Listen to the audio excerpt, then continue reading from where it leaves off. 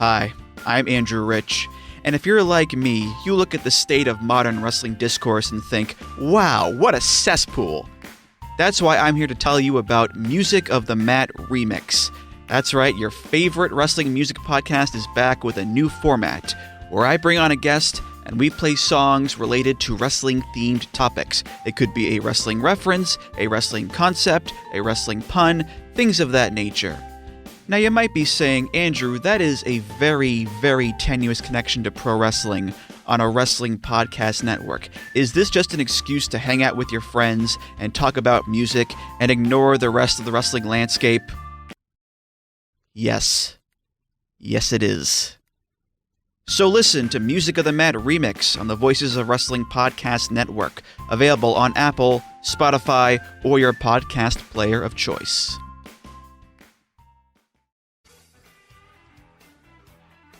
Hello, Voices of Wrestling listener. Dave Ryan here.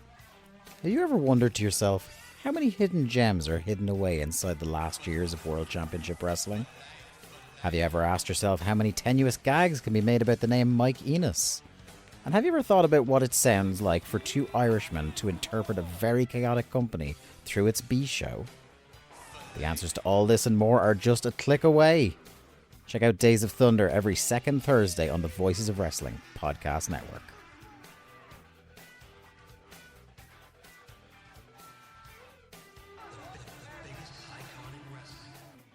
This podcast is a member of the Voices of Wrestling Podcasting Network. Visit voicesofwrestling.com to hear the rest of our great podcasts, as well as show reviews, columns, opinions, and updates across the world of wrestling. Thank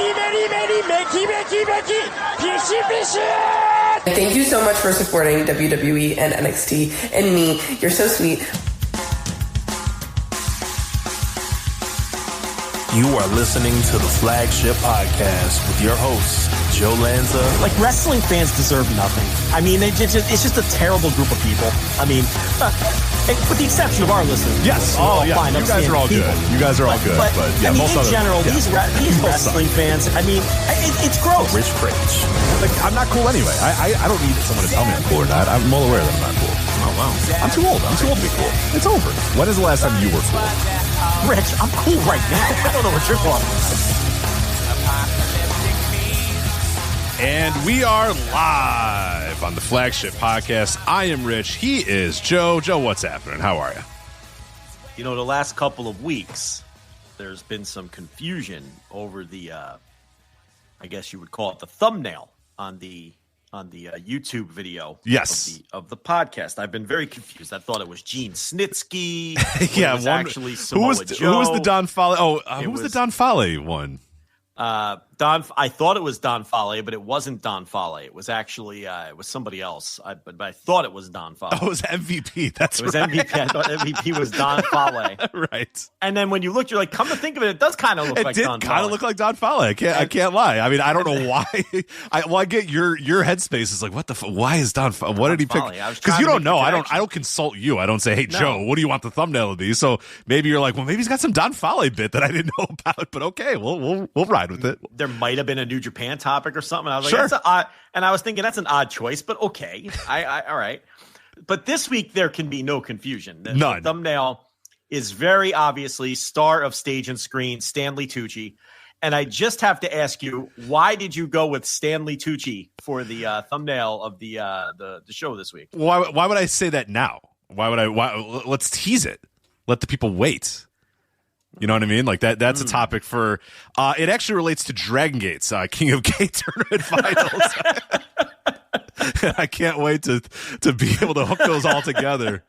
You know, Stanley Devil Wears Prada, right? I don't know what else was he ever. I guess was he in the Hunger Games? I think I watched like the first one, and I want to say that because he looks like another wrestler. He's got another wrestler vibe about him. Not Claudio. People might go to Claudio because the bald or whatever. I don't know who else. There's another wrestler I thought he looked like. But I mean, only you know why you put him on the thumbnail. So again, it relates to Rita of Dragongate fame. Yuki Yoshioka. Yeah, you'll find out later. Why it, I guess so. Yeah. I like that he's a fan of TNA wrestling, too. That's pretty cool. You didn't? I didn't know that. I had no idea, but that is well, that's a non-licensed hat, so I don't know if he got it at the boardwalk. He got it at the Santa Cruz boardwalk. Yeah, right. So I don't know. He might not be a fan, So I don't know, but that I guess leads us to what has to be the lead topic, which is the new television deal for TNA. I mean, I guess that's where you would want to lead off. We didn't talk at all before we started this thing, but I would think that that's the lead topic. Correct? Yeah, that'd be the lead topic. Real quick before we get to that lead topic, the Shermanator in the chat room says he looks like a guy who would work for the Ringer. Carlos Silva. He does. He does look like Stanley Tucci in this picture. Yeah. He looks like a third string Ringer guy. Like he covers football. You know what I mean? It's like a soccer podcast. It's him and another guy. Oh, you mean literal football? Yes, footy, the beautiful game, not your football, not your barbaric football. No, the beautiful game. Beautiful. But yeah. Let's do that topic right now. Hey, Joe, I don't think soccer is very entertaining. 0-0. That might be the topic that infuriates more people. I mean, we'd have a better chance of survival if we just came on here and ripped on the Hangman for 3 hours than if we made fun of soccer. Yes. I mean, that infuriates people when we goof around about the soccer. No, we're big internationally as well. I found that out with the Spotify Wrapped, and I already knew that. We're, obviously the number one podcast in the Isle of Man. Several large countries, we are the top podcast in, and so thank you everybody. Not just top wrestling podcast, top podcast, I believe. I'll have to run the numbers again, but I'm pretty sure it's top podcast in all those different countries. But I got some interesting stats about the different countries. United Kingdom, Australia, Canada, and Italy are top 5 countries other than the United States. So yeah. They like you. They like you, Joe. The Italians, they like a fellow paisan, and they're like, yeah, I support this man. Yeah. I just pinched my fingers. Oh. Right. Absolutely. What about Moldova? Are we big in Moldova? Yeah, I'm sure. It's not in the list, but I know we are. I know we're big. We always cleaned up. The Isle of Man bit started because we just looked one time at like podcast stats and found these random ass countries that we were like very high in the wrestling charts and just decided, we'll just tout that. We'll just own that. Yeah. And that's how Isle of Man, because I'm sure there's I think only 100 people live on the Isle of Man. And Isle of Man guy is one of them, and he listens to us. Yeah. So by the very nature of one person out of the 100 that live on the island listens to us, thereby we are the top wrestling podcast in the Isle of Man. Well, I mean, that was a shoot. No, that was true. We were number one in the Isle of Man. Number one wrestling podcast in the Isle of Man. I mean, that was a shoot. Absolutely. We didn't work ourselves into a shoot. That was a legitimate shoot. There were a couple of there was like Zimbabwe, I think maybe. Yeah, we were big in Zimbabwe. I think Moldova. Moldova was. I remember Malta being one, which actually does relate to a topic about King of Gate. Yes, but we were big in Malta, and I was like, all right, now I know why we were. It's probably this one man, this Dragongate King of Gate 2025 champion that was probably listening to us and keeping the whole numbers going. So no, we were big in Malta, Isle of Man. Yeah, it was like Zimbabwe, and then a couple other countries that I was like, the Marshall Islands were big in the Marshall Islands. I don't know if that was number one in the Marshall Islands. Yeah. Massive growth statistics in that the Spotify stats. So just in Spotify, 131% up year over year on Spotify. Well, that's just one podcatcher, to be fair, but right.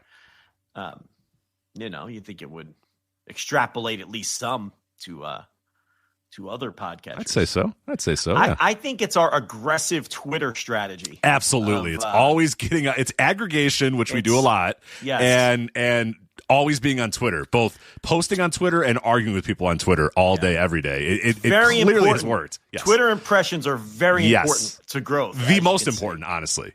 The most important is Twitter and Twitter activity and Twitter impressions. Right. And aggregate. We got to give it up for aggregation too, because if it wasn't for you and I listening to Lana podcasts and splitting up every line that she does into 1,000 different posts, I mean, that is what really drives tremendous growth for us. What you have to do to grow a podcast is tirelessly break down podcast and everything the guest says. You have to tirelessly break those down into separate articles all day long.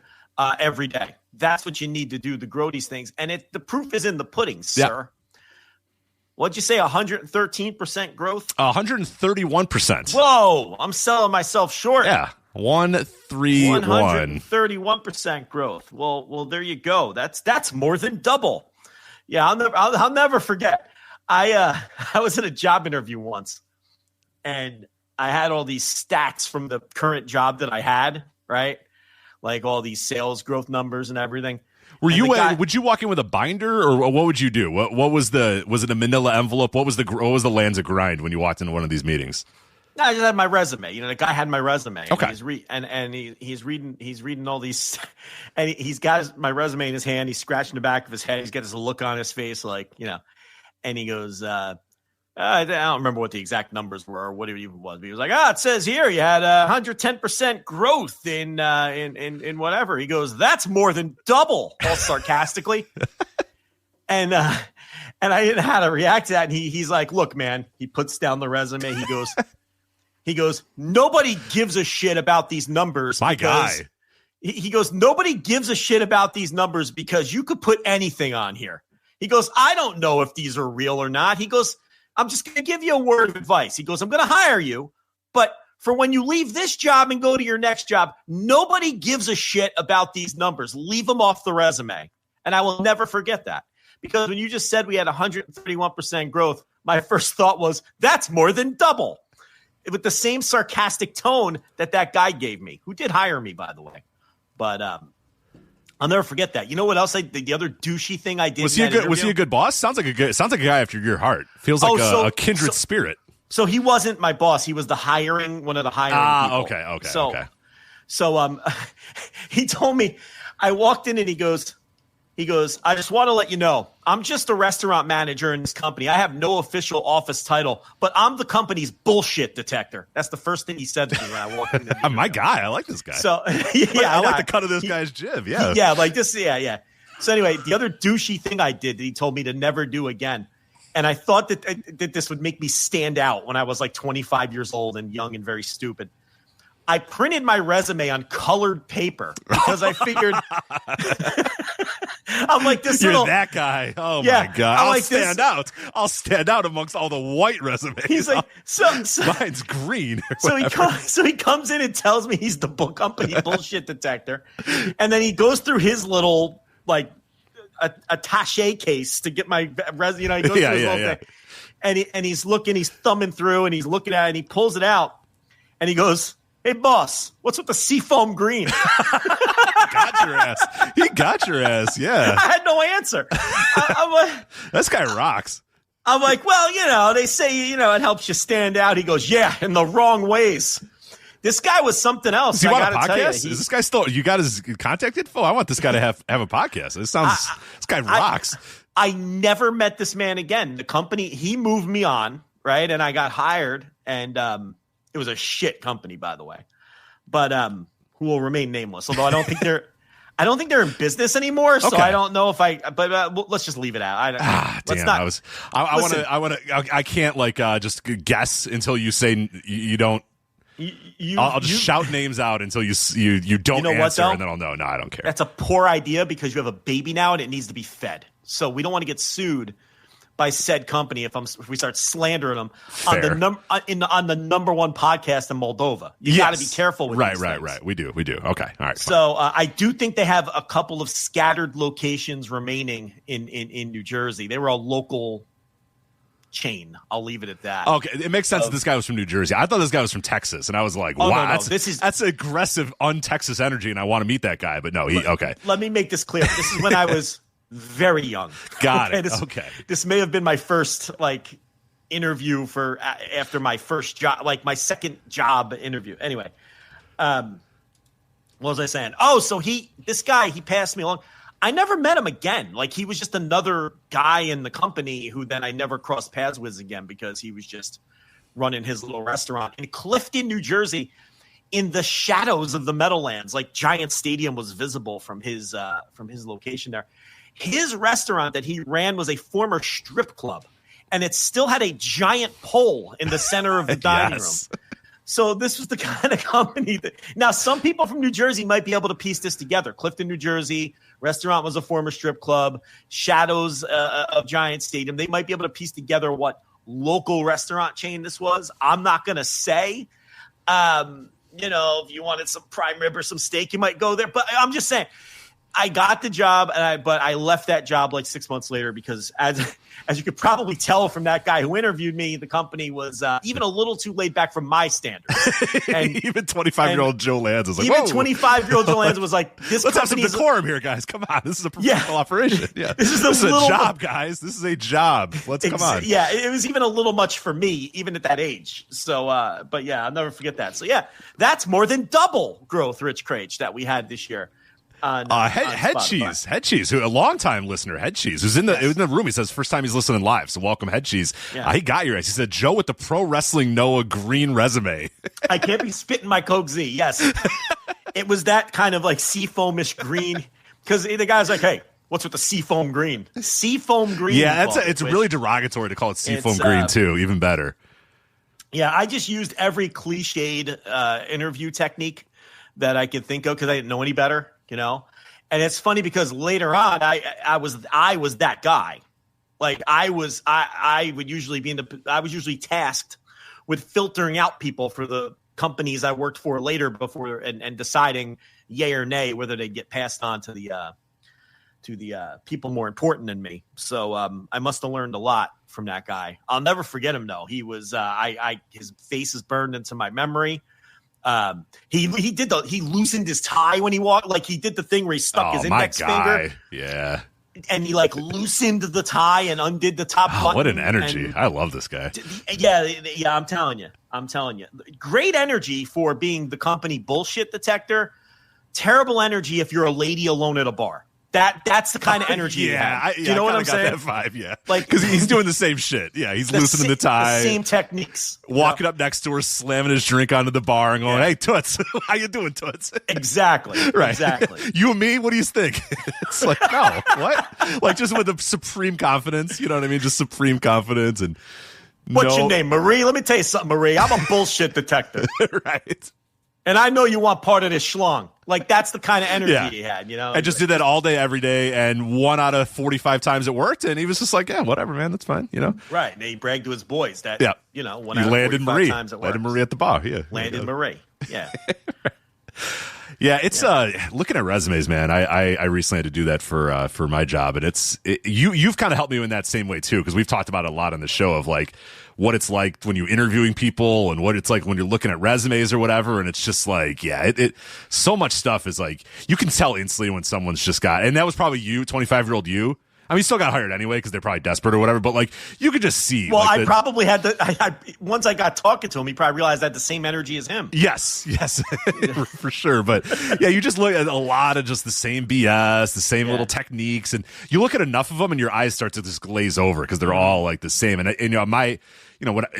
what I was looking at, you get all the techie terms, and you get all the the buzzwords and whatnot. Like I don't know, you probably didn't have that quite as much.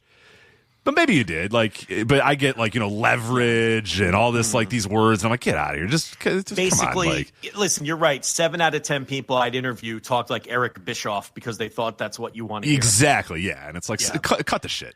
Drop the fucking act. Like, I don't care. I don't need your spiel. Like, what's the real you? What do you really talk like? What do you really think? Like, well, my technique was always to try to get them comfortable enough to where the bullshit would drop and I would just have a conversation with them, right?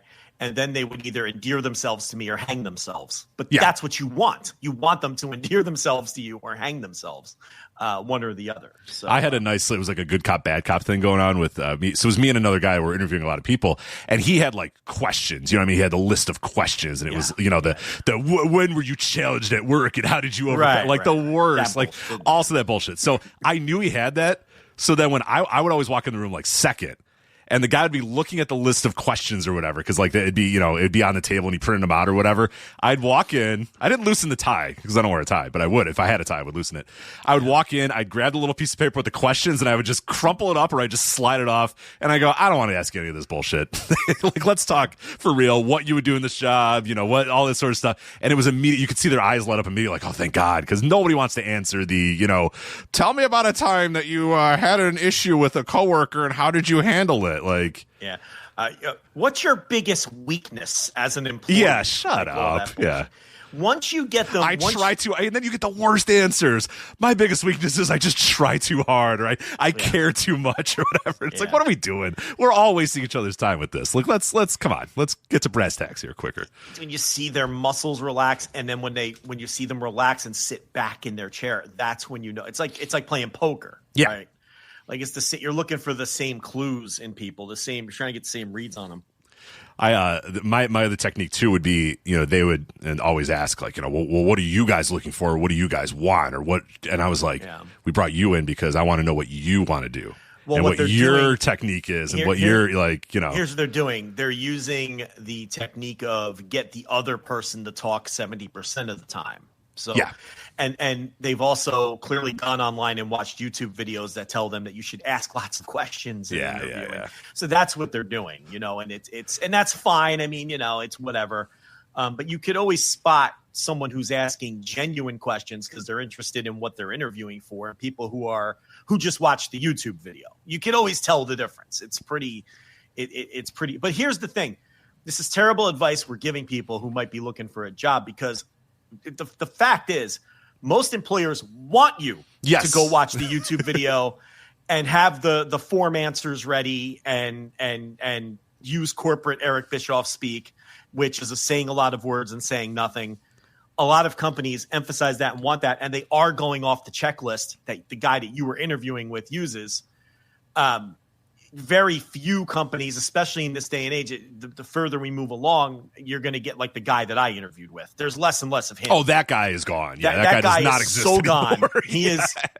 That guy has gotten so many companies sued. I was going to say, for a multitude of reasons, that man is no longer employed at any large corporation anymore. But I will die on the cross that his method is more effective. Yes. In determining whether someone's going to fit your culture, whether somebody is full of shit, and because if I didn't get that guy, I would have gotten someone who would have humored me with those pointless numbers on my sheet, and then we would have had a conversation where nobody really said anything. We skipped all that bullshit, and we talked about, how I lead and all that other, and how I manage and all that other bullshit.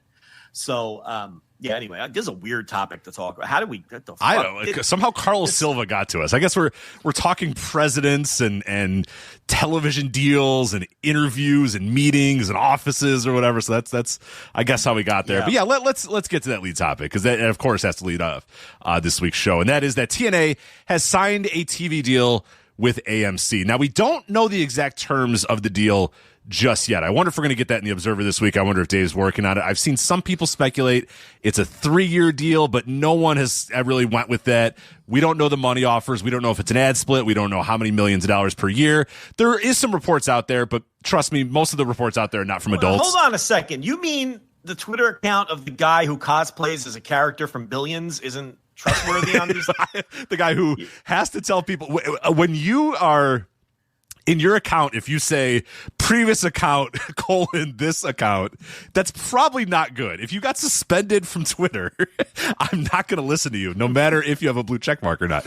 And our boy Bob Axelrod, or what, I forget what his full, what is he? Because he's the Billions character now, right? He's cosplaying. No, that's Bobby Axelrod. Oh, that's Bobby Billions. Axelrod. Okay, I never watched Billions. I thought it was because he's got another name now. Is he using his shoot name? I think he's still using Bobby Axelrod, isn't he? Well, it's like Bob. No, there's another name, and then it says like it's in quotes. It says like Bob in quotes Axelrod, and then some other name at the end. So I wonder. He's still using Damian Lewis's picture. I know that. So that I could tell you. Look, but yes, no, Bobby, the former FKA Bob Axelrod or whoever, that guy is not to be trusted. Do not, because there's going to be people that are going to go in our comments, are going to say, no, it's been reported. It's actually not. That guy is not to be trusted. When the adults talk about it, we'll know the disclosure of the deal. We don't know that now. When the usual suspects report something, then in terms of the terms of the deal, that's when we'll talk about what's been reported. We don't know anything. No. Other than TNA themselves announced and AMC themselves, they both put out press releases, right? Yes. Announcing that there is some deal in place and that starts on January 25th, the details of which we don't know. That account that we just talked about is look, that person has hit on some MMA stories. It's clearly someone who has some sourcing somewhere on some things. But as you see a lot of times when it comes to Twitter and when it comes to pro wrestling, what they also do is they throw out bullshit because they know that people trust them, and they're either using educated guesses or just blatantly bullshitting just to get their kicks. In other words, as Rich said, not to be trusted. It's better just very similar to WrestleVotes, I think. That guy in that also anonymous is another red flag, WrestleVotes. And but the thing with WrestleVotes is very clearly WrestleVotes is also a house organ for WWE, which is another reason you have to keep it at arm's length. So yes, has WrestleVotes gotten a few things right over the years? Yes. Has WrestleVotes swung and missed on some things? Yes. Is WrestleVotes always framing everything in a positive perspective for WWE? Yes. Pretty much, so to me, WrestleVotes, for my purposes, and I think to the majority of our audience, 100% useless as an entity, because how can you trust an entity like that? Yeah.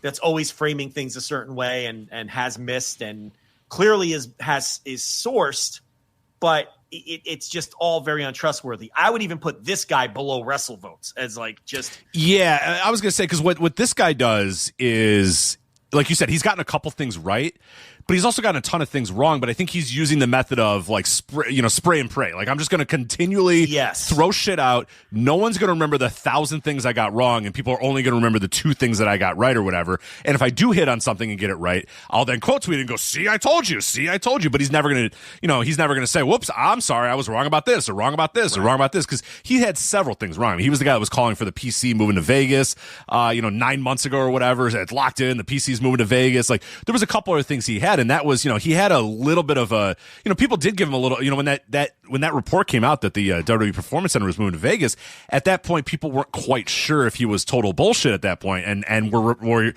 kind of going with it. Oh, this guy has reported that the Vegas, they're moving to Vegas, and and he's got a blue check mark, and people are still not quite used to the fact that you could just fucking pay for a blue check mark, and it doesn't mean anything. It's just, you pay Elon Musk money to get that. So I did notice that one time he started to get a little bit of, people, kind of responding to his scoop or whatever and say, "Oh, well, this guy said it." But then after that, when it didn't happen, people started to realize, oh, most of the time this guy is just saying absolute, nothing that matters whatsoever. And yeah, he might get a thing or two right. That's a little different. WrestleVotes, the thing that they do, their strategy seems to be vague scoops. And by that is sources. WWE is very high on Lyra Valkyria, and people go, "Whoa, cool!" And it's like, well, yeah, no shit. Like, she's on TV every week, and she's the Intercontinental Champion. Like, sources. Braun Breaker figures highly into WWE's plans in 2026. Well, yeah, no fucking shit that he does. Like, that's not a scoop. That's nothing. That's just absolute garbage. And that's sort of what supplements the couple of scoops that you said that they literally legitimately get from sources they have. But like you said, most of the sources seem to be very WWE centric, if not quite literally in WWE, and none of that is being double sourced. Yeah, none of it's being double sourced or asked around or anything. It's just somebody from WWE tells WrestleVotes this thing, and they go, "Okay, yeah, sure," and they go with it. And it's clear the person is a big WWE fan who wants to see WWE do well and always frames things. It's not legitimate reporting. It's not journalism. It's it's a WWE fan framing everything in the most positive WWE way. Right. For my purposes, that's completely useless. So I just completely ignore them. Yeah. But anyway, we're getting off the beaten path here. Anyway, the point is there's no real journalism or reporting in terms of what the terms of this deal is. My guess, just based on similar sports properties, because we follow this stuff probably closer than most normal people, My estimate would be maybe somewhere in the $5 million a year range. I was gonna say 5 to 6 is about where I in my brain would put it. 10 million high Yeah, end? 10 would be the very high end, and I don't know if TNA's got that. Now, look, yeah. Look, here's the thing: if they're getting 8 to 10 million or more per year, that's a massive win, I think, for an entity of their size that has the footprint that they have. So that's why I think it's probably lower than that. But I would also say that if you asked me to guess the media rights of any sports league, I would probably undershoot. I can't believe the money that these things get. Yeah. For the return that because as we've talked about a million times, these media entities, particularly when it comes to streaming, they're not afraid to overpay and lose money. It's just crazy. We don't get it, and it just is what it is. So I don't know. We'll find out. Maybe I would. Here's the thing: I wouldn't be shocked at all if it's just an ad split. That wouldn't shock me at all. Not at all. I mean, Tony Khan had to take an ad split on his first deal, and it wouldn't shock me at all if TNA, with the paltry numbers they were putting up on Access TV and all that, also got an ad split. Now, there's been conflicting reporting. Silva has a quote saying that WWE did not assist them in getting the deal. But then Sean Ross Sapp got quotes from other TNA personnel saying that WWE did assist them with the deal. Now, I think Silva's full of shit. I think there's no WWE undoubtedly assisted them with the deal. I mean, we knew that for months that they were trying to help them get a deal because it's advantageous for WWE to help them get a deal because it's helping to oversaturate the market, which is going to hurt AEW way more than it's going to hurt WWE. We've been talking about that since TNA has been hunting for a deal. So maybe the way Silva framed that quote, maybe they weren't literally in the room with him hammering it out and negotiating it, but I think that I simply do not buy the idea that TKO, I should say, did not have any hand whatsoever in assisting them. Yeah, it's impossible to believe. I mean, I think what you're saying is probably right, that Silva is able to sort of say, no, they didn't help us, get the deal done. And in his mind, they weren't in the room hammering it out. But big picture wise, no doubt that, and really this goes back to the first time that TNA and WWE started doing this little relationship. It started with, Mickie James appearing at the Royal Rumble that one year as Impact Women's Champion or whatever, and then extended to Jordynne Grace the next year, and then the formal agreement and the formal partnership that began at the beginning of this year. That was all it was all seeking to have, more notoriety and more, visibility for TNA. So, big picture wise, WWE undoubtedly helped TNA. I mean, if TNA doesn't get in bed with WWE, there's zero chance that AMC ever comes calling or TNA and AMC ever come to a deal. I mean, we know that. Everybody that listens to this knows that it's 100% true. Now, as far as like you're saying, quite literally, was there a TKO representative in the room hammering out the deals? Was there an email chain that featured TKO employees, negotiating the deal? Maybe not, but big picture wise, there's no doubt in my mind that WWE clearly helped them, and I wouldn't be surprised if there was some TKO intervention at some point. Maybe not the final step. To introduce them to people. Yeah, exactly. Maybe not the final step. Maybe when pen went to paper, there wasn't a TKO guy there. But I have no doubt in my mind during some email chains or some call or whatever, nudge people in their direction. There had to be a TKO guy in the room at some point, or in a call at some point, or just involved in some form or fashion. I can't believe it.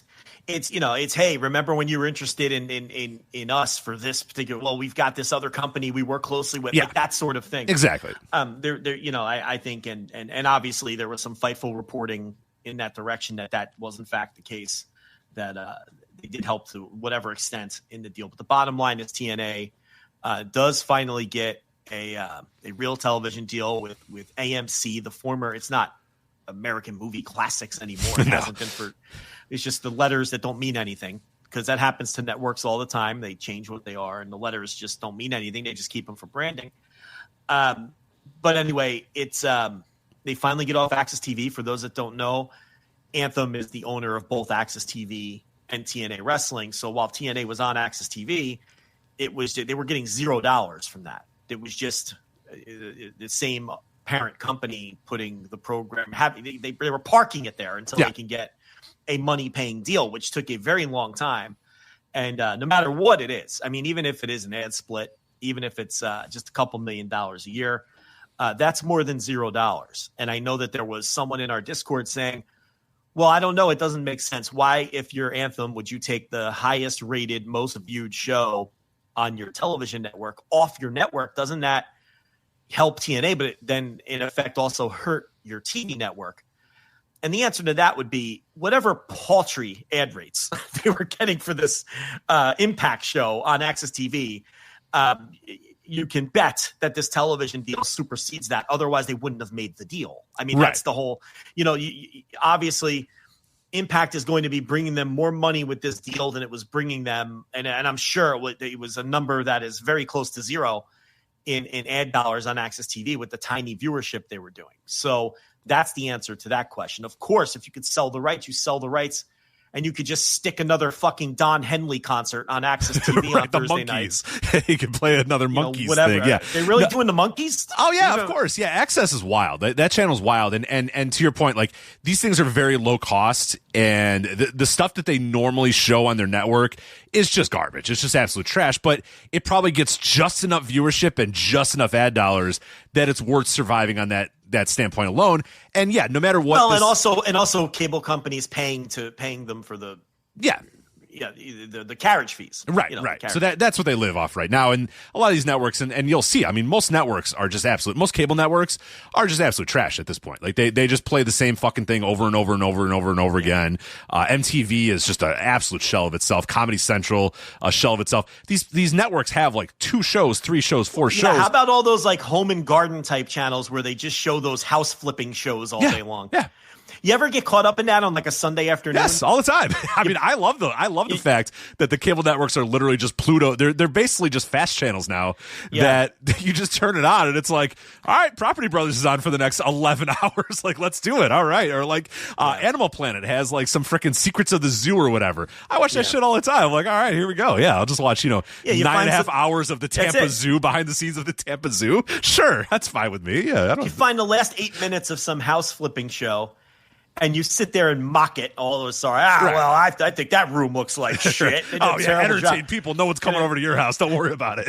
Yeah. I totally would have done something different with that third bedroom, right? Yeah. But then the island seems like a good idea now, but it's gonna be a pain in the ass walking around. The kitchen island, like it seems like a great idea, but you're walking around that thing all the time. You want it more open. Looks good in the catalog, right.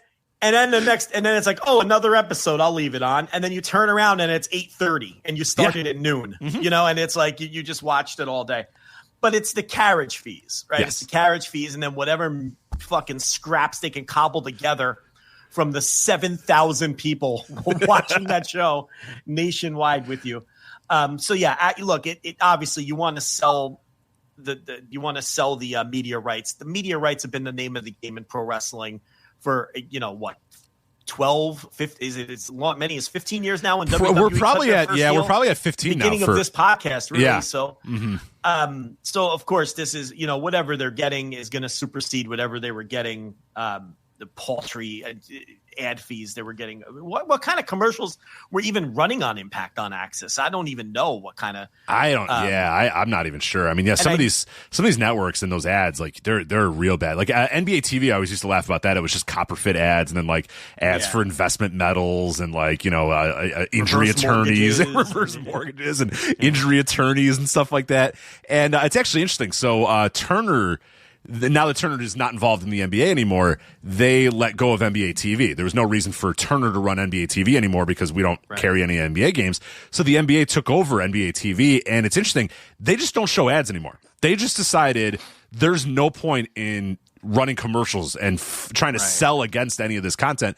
So basically they go to commercial, they show a highlight of like the 2016 NBA finals and some interview with a player, and then they come right back. It's like a minute and they go right back. They don't even bother with actual commercials anymore. I found that kind of interesting that they just kind of decided, internally, is it really worth chasing they either can't sell them or they're worth so little that why employ the salespeople to try to get. Right. We're going to employ 5 people to call all these, Navage, do you ever, they used to have Navage ads all the time.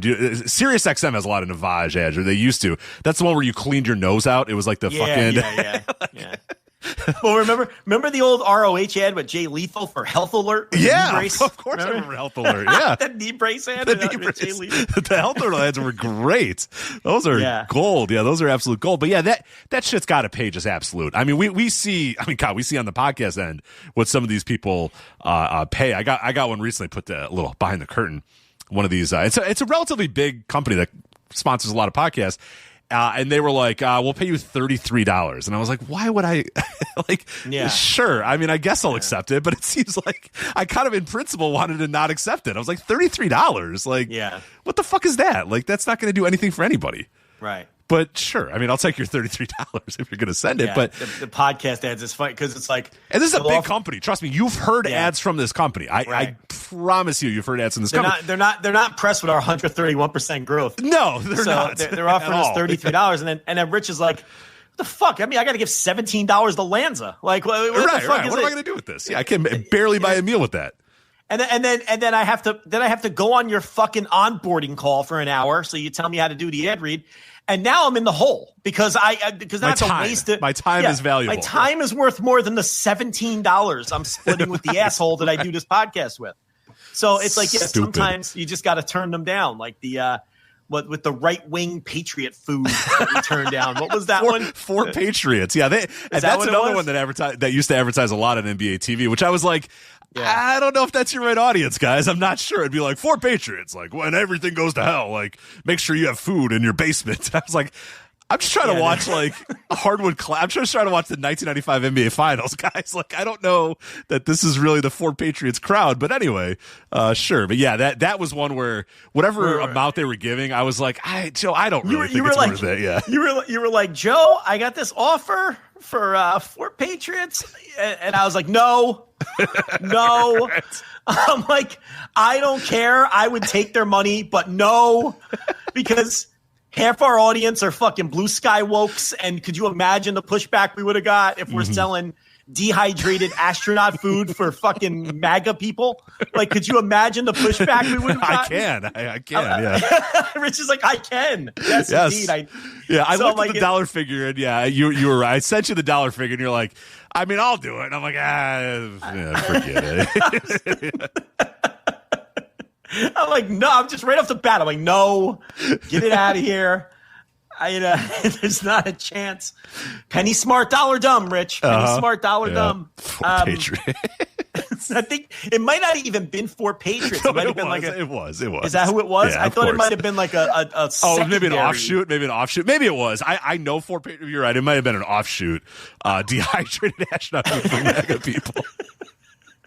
Well, what else can I call it? That's what it is. I mean, that's like exactly what it is. Yeah. Which is why I found their advertisements on NBA TV quite weird, because I was like, I don't know. Yeah, I'm not sure.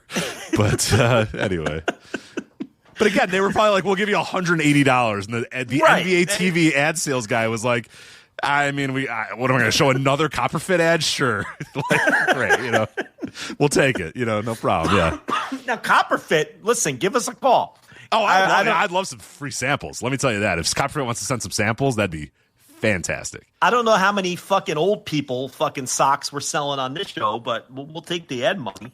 I don't know. I think we do pretty well with like the armbands and back braces. I think I could be quite the seller of Copperfit. Hold on a second. You think our audience is buying compression socks? You really think yeah. I think they. Who? I think we have a heavy compression sock audience here. Okay, well, listen, that's more insulting to our audience than anything I've ever said, and I want everyone to remember that. That was me that said that. That Rich thinks that you're all wearing compression socks and hitting the sack after Wheel of Fortune at 7:30 is what Rich thinks of all of you after your buttermilk. Who hosts Wheel of Fortune now? It's not Sajak. Seacrest. Right? Ryan Seacrest. Yeah. Is it really? Yeah, of course. Why? How's he have time for that? I don't know. I saw him and I was like, I remember I was at my in-laws' house or whatever, and they were watching Wheel of Fortune. I saw Seacrest. I'm like, what the fuck? Like, let someone else have that job, Seacrest. You don't need that job. You don't need that job. And that was the other thing, too. Speaking of weird ads, Ryan Seacrest, like, appeared on my radio doing an ad for, like, an online casino. And I was like, Seacrest, you don't need whatever Chumba Casino is paying you. You don't need it, dude. Yeah. You're the host of Dick Clark's Rockin' New Year. You're good, man. You're the host of American Idol. You probably make $1 billion a year on American Idol. He might be worth $1 billion. He might be. And I was like, Chumba Casino? Like, what are you doing, dude? Let someone else have that. And then when I saw him at Wheel of Fortune, I was like, you can't let it's a Stephen A. Smith thing. You just can't let anybody else do anything, or you're just so addicted to work that you just cannot stop. And it's mind-boggling. Well, Google's AI overview, which is never wrong. They estimate Ryan Seacrest's net worth at $500 million. Okay. So give or take $1 million or so. I mean, look, the point is he doesn't need to take that Wheel of Fortune job. You're right. I mean, I don't understand it. Let some young up-and-comer get the Wheel of Fortune gig. So instead of... Is he just are people like Seacrest and Stephen A. Smith's and everything, we talk about him all the time, has to have 1,000 jobs. Are they just egomaniacs that need the attention? Because if I'm Ryan Seacrest, he's got to be in his 40s at this point, right? So he might even be in his 50s. I was going to say maybe Ryan 50s. Seacrest? Yeah, ask Google AI how old Ryan Seacrest is. See what it. What's your favorite AI? Let me ask Gemini. How old? Gemini's Ryan? Fine. Yeah, great. Oh, that's not your favorite? What's no, your favorite? I like Chat of all the GPT, of all the ones that soak up all the rivers. Gemini's fine. So Seacrest is 50. Listen, if I were Ryan Seacrest, you'd never fucking see me again. I would take my $500 million and I would live out my back nine in fucking somewhere in Montana where the least amount of people are going to recognize me. But I guess these kind of people are just built different. Yeah. They just want to collect money on top of money until they fucking croak, right? I guess that's what it is, because he doesn't need another dime. His grandkids don't need another dime. No, I wonder if he's got haters. I wonder if he's like you and there's a haters and he's like, I'm going to do this thing. Rubbing it in. I'm going to do this. Yeah. Like some guy when he was 21, like turned him down for some show or whatever. And he's like, fuck that guy. I'm going to show that guy. And he constantly has to. And he's like he'll die. Or he's like Tony Khan. He'll die at this club. You know what I mean? He's never going to go. He's never going to, go to Montana and take care of horses, throw a ball to his dog, while he looks at the mountains and sips his coffee. Like, he's never going to do it. Yeah, that's a good point. See, now if he has haters who told him he was going to fail, he's got to keep going. Yeah. You've talked me into it. As a fellow person that will die at this club until I will never stop. Yeah. until the haters all go away. Well, there's like one person who said they can't wait for this show to end. I remember that, and now it's never ending.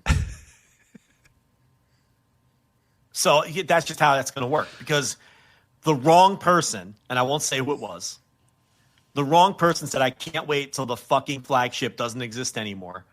And at that point, I said, the flagship will exist until I'm dead. And hopefully I outlive that person. Out of spite, I will do this show no matter how inconvenient it is, no matter what changes happen in my life. This show is going to exist forever. Until I might even bank episodes for post-death if this guy is still alive and I feel like he's going to outlive me to ensure that the show it's exists. Still going around, yeah. That's just not so a bad he's idea. waving his fist. Yeah, as we get a little older, we should probably start planning that out a little bit of, hey, Rich, if I die, just here's what to do. And, at least maybe if I die first, talk about me for a couple, do a couple shows, do some best ofs, like do something, like figure something out, but we'll schedule out every single week. Just in case, we'll schedule out every week for years. Yeah. Just in case, even if it's just like just for that one guy. Yeah.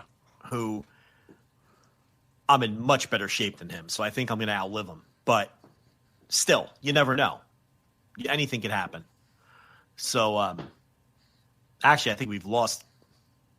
I don't even know what the fuck that guy's even up to anymore. Do you even know who I'm talking about? I don't specifically know who you're talking about. I mean, you could text it to me and then I'll know. But oh well, okay. I mean, I want to know, but don't say it. You're going to hear Rich break out into laughter when he finds out who it is, because he's going to be wait. All over that guy. Yes, all it's over probably. That guy. Fuck him. I will do this. Undoubtedly in better shape than that man. Yes. Yeah. Or person. I shouldn't say man. Person. I don't want people to try to guess off. Oh, of the you don't fact want that them to work it man. out. Yeah. Right. Yeah. You don't want them to work it out. Yeah. No, but fuck that guy, right? Like, fuck him. Yeah, for sure. Yeah, I thought it was somebody even more relevant. Like that dude, you could stop tomorrow and you're still better off than that guy. But good for you. Good for you. But I appreciate it. Listen, that might motivate you to take the same tact as me. The fact that he said that. So, no, it is not, Shining Wizard. It's not. And no. Good guess, but no. This is not an open invitation to keep guessing either, but I just want to make it clear. We're not gonna confirm if you get the name right, and we're not going to deny anymore either. It's not that guy, though. It's somebody else. But anyway, circling back to TNA. So they're on AMC. We don't know the terms of the deal. Now, in terms of how the show will do, I can't even gander a guess. Now, we know they're going to load up the first one's basically going to be a second episode of NXT for the week is basically what the first one is going to be. They're going to load it up with NXT and WWE wrestlers. Now, what I would tell everybody, and we'll talk about this when we get closer again, I guess in about 6 weeks. This is always the pattern. Listen carefully. Whatever they do week one, they're going to settle at minimum 40% less. Okay.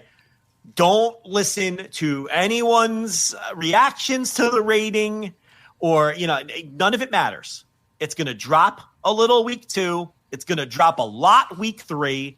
And then it's going to drop to really wherever it's going to settle right around week 4 or week 5 is going to be the real number of whatever this show is going to do on AMC on Thursday nights. I can't even wager a guess, especially with the new Nielsen polling system, which has been still, for whatever reason, is very hard on wrestling programming. SmackDown is down to about 1.1 to 1.2 million viewers a week. We know that Dynamite has settled in around a 0.1 in the demo, anywhere from 500,000, well, actually high 400,000 viewers to high 600,000 viewers per week, somewhere in that range, not counting Max. And, it's Collisions like 200 to 245s, like somewhere in that range. 0.06 or something. So I don't fucking know what the show is going to do. Okay. What I do know is wherever it starts, you can chop off at least 40% of that number, and that's probably where it's going to settle. If it does a number comparable to Dynamite week 1, the discourse is going to be just log off. I mean, you can't listen to it. I mean, there's so many psycho WWE fans that continue to use TNA as a tool in this proxy war against AEW. They don't give a fuck about TNA. They don't watch TNA. They don't care about TNA. And, it goes all the way up to the top with your people like Eric Bischoff and whatnot, who also employ that strategy. The talk of TNA being number 2, that's going to, no matter what the rating, that people will ignore that AEW has over $500 million in their media rights contracts compared to, even if TNA has a $30 million, let's say it's a 3-year, $10 million deal, $30 million versus $555 million. I mean, right there should end that debate, but you're going to see very stupid people encourage very stupid debates. And I know that our audience is more sophisticated than that, and our audience is smarter than that, but it probably still needs to be said. But yeah, so I mean, can you even wager a guess at what you think the show will do? So what's interesting is I was looking at, because I did a piece for FlagshipPatreon.com, which is on the free tier as well. So we do have a free tier on FlagshipPatreon.com. You probably hear us a lot talk about our Patreon and our $5 tier and our $10 tiers and all that sort of stuff. You can actually sign up for free as well, and you get some content on that tier. And then you will be informed then when there's stuff on the $5 tier and the $10 tier. And if you like it and you say, hey, that sounds interesting, I want to upgrade, you can do so. But yeah, you can sign up for free, and you do get some stuff for free on that tier. So FlagshipPatreon.com if you want to sign up for that. So I was doing a piece about it, just kind of announcing the deal and a little bit about it and a little bit of history of TNA and their TV deals in the past. And I looked at AMC's ratings and I was stunned. I kind of thought AMC was probably doing better because they still have, the AMC is not what it obviously once was. It is not the Breaking Bad, Mad Men, the peak of The Walking Dead. Like that is not the case anymore with AMC. It is much like other cable networks, has completely fallen on, hard times. And there is still, I think there's 60 million people still get the network. But if you look at the average weekly audience, for that network, it's 100,000 to 200,000 people are watching that thing. The shows on that network do around that range. So I think TNA can probably, beat that or be kind of similar to that, I would say. So I would say somewhere in the 200,000 to 300,000 range is kind of where I have them at. I think that initial episode, like you said, which we are just going to have to throw that number out. That episode's going to have, they do this with all their things. That episode's going to have, like you said, a ton of NXT talent. It's probably going to have a lot of WWE talent as well. It's probably going to have Triple H. You know what I mean? It'll probably, maybe The Undertaker will show up. They're going to do some of that bullshit like they always do. They always do that for those first episodes of whatever. They're going to have AJ Styles or something. They'll do whatever. They'll figure out some way to get, anybody that has a pulse in WWE, that has some relation to TNA, they're going to try to get them on there, or someone that they think is going to draw any amount of eyeballs, they're going to do that, and they will. That first episode is going to have, 500,000, and that's going to make people go, oh my God, they actually beat this episode of Dynamite or whatever. But I think all in all, it's probably going to do very similar to what Collision does right now. Maybe a little less than Collision does right now, but I think in that range, I think is about where it's going to do that. 200,000 is basically where I think it's going to settle at. But I wouldn't be surprised if this thing just does horrible as well, because we don't know. We don't know the current audience for TNA. Just the fact that they're going to be on AMC and just the fact that they're more accessible doesn't really mean anything. And there might be a lot of social media people that are going to say, oh, well, I'm going to start watching TNA now. They're on AMC. Or, oh, this is a big news for TNA. A lot of, like you said, a lot of people that are just kind of doing this as part of a grift or whatever. But when the rubber meets the road, a lot of people don't watch TNA. The reason the way we know that is they don't fucking chart. They never charted on Access. We don't know what the fuck they were doing on Access most weeks because they just never fucking charted. They didn't make it. For a while, WrestleNomics was grabbing Impact and New Japan on Access numbers, and sometimes New Japan would beat Impact, sometimes Impact would beat New Japan, and they were topping out at around 100,000. Yeah. Topping out. Yeah, and that's several years ago now. That's a couple years ago. Several years ago. Now they are doing better attendance now. They are linked up with NXT now. They'll be on a stronger network. I think your estimate of somewhere around Collision numbers is probably fair. Collision also airs at what time? 8 o'clock on Saturdays, right? This would be 8 o'clock on Thursdays, which in theory, 9 to 11 Eastern, by the way, for people that are wondering, which is a shift from what TNA does right now. Right now they're on 8 to 10 Eastern on Thursdays. This is moving back an hour to 9 to 11. 9. Okay. 9 to 11. 9 to 11 Eastern. Yeah. That'll hurt a little. Yeah. That's late. That's later. The extra hour hurts. Yeah. They have an advantage in that Thursday is a better TV night than Saturday. Thursday will have less competition than Collision has. They're going against us. I see you. I see you, Silva. I see you. We're coming for you. You wanted a war? You got a fucking war, Carlos. All right. So from that standpoint, the differences in the strength of the Turner networks versus AMC is sort of made up by Thursday versus Saturday. Then again, they're hurt by being an hour later. But here, I think the biggest thing that no one's talking about here's the thing about TNA and I don't know if it's not going to be called Impact anymore. It's a TNA Thursday. No. It's Thursday Night Impact. Yeah, Thursday Night Impact. Yeah. So here's the thing that a lot of people haven't discussed yet. The thing about Impact is it's fucking terrible. Yeah, it's not good. That's the other thing about Impact. It's a terrible show. It's really bad. And to the point where even this week, there were reports that talent were saying that they hope with the TV deal that the show improves, that the creative improves and that the show improves. So even the people that work for TNA recognize that their show is not good and the booking is not good. So I think initially out of the gate, like any other wrestling show, a lot of people are going to watch.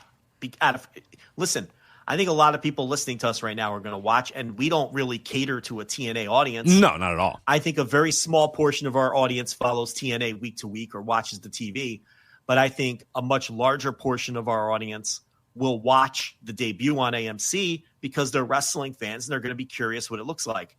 I think everyone who watches NXT will probably check it out because it'll be heavily, a lot of NXT.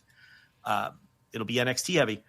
And I think a lot of wrestling fans in general, like they do with every new wrestling show, will check it out the first week. They'll lose half of those people the second week. They'll lose 90% of those people by week 4. So the thing is, as these people check it out, they're going to see how bad the show is. And you're going to say, all right, well, they'll load it up. They'll make sure the first couple weeks are good. my take on this is I don't think TNA is capable of putting on a good show. Look at that roster. Look at that roster they have. The roster is awful, and the show is so bad. And I if you follow TNA, I just don't think they're capable of putting on a good TV show. And that's setting aside the fact that they really need to increase their production values if they're going to go to AMC. I don't think they can just plop the show that they've been airing on Thursdays on Access on AMC. No. Oh, no. The show looks disgusting. It's a very aesthetically unpleasing show right now. Yeah, and the show stinks. We're going to go over their final. What is it? What is it? Final Resolution. And my resolution is to not watch that fucking show. Good Lord, does that show suck? Yeah, and the card's terrible. And the thing with TNA is the people running that show right now, the people booking that show. It's a lot of the same problems with a lot of American wrestling. They're not attempting even to be different in any way. It's the worst of WWE light is really the best way I could describe it. Horrible finishes, corny storylines. It's just a bad show with bad wrestlers, with no stars. So it's like, that's the thing about this TV deal. And if there ever is somebody who is gaining any sort of momentum or becoming a star, they handicap him or they chop him off at the knees like Mike Santana, or they get plucked up by NXT/WWE. In the case of Jordan Grace, who had, what was a bona fide, whatever you want to say. I don't know if star is the right term, but like a push commodity and a commodity that they had. And of course they grabbed her. And then Joe Hendry, who was, gaining some buzz and all that sort of stuff, they grabbed him as well. So that's also a problem that we're going to talk about here in a minute, I'm sure, is the relationship. Well, if the cost to Carlos Silva to having TKO assist him in getting a television deal was losing Joe Hendry, losing Jordan Grace, and having to give Trick Williams a title reign, it was worth it. Yeah. Oh, you said that, and you said that in the time too. You've been beating that drum for a while now with those three specific names too. Yep. If you have to let if you have to roll your eyes and let WWE come in and give Trick Williams a title shot, if you have to lose Jordan Grace and Joe Hendry to them because they see something in them, you have to eat that shit if the end game is going to be a difference-making television deal. Absolutely. They got it now. So to me, the best case scenario was always going to be Silva leveraging the relationship, eating their shit, being on a one-sided relationship, which they have totally been on the entire time, because that's just the way pro wrestling works. Yeah. When you have the higher ground, getting the deal and then telling them to kiss off. The problem is, to some extent, WWE has protected themselves with that because I believe they have a contractual arrangement. It's not just a handshake.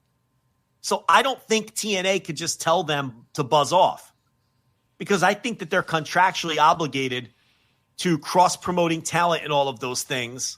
And I haven't obviously seen the verbiage on this, but they put out a whole press release and everything. So that's the problem here. WWE was smart enough to understand we can't let them do that to us. Yeah, no, by the way, when that thing got announced, they said it's a multi-year partnership. Yeah, it wasn't we're handshake agreement. It is a pen-to-paper multi-year partnership that is still going, because we're 1 year into that or whatever. I'm trying to look at their actual press release right now to see the exact verbiage that they have here. It just says... today announced a multi-year partnership aimed at creating unprecedented crossover opportunities within WWE and TNA programming. But again, multi-years is doing a lot of work there, because that was January 16, 2025. Mm-hmm. Right. So we're 1 year into the multi-year partnership, however multi-years that may be. And so they may not be able to just do what I suggested. And all right, we got our TV deal. Now we can tell these guys to buzz off. And the other thing about that is, if you don't want TKO to think you did dirty business with them, because then they could just come and take everybody, and they could use predatory tactics and really snuff you out. So it's kind of like you still have to play nice to some extent.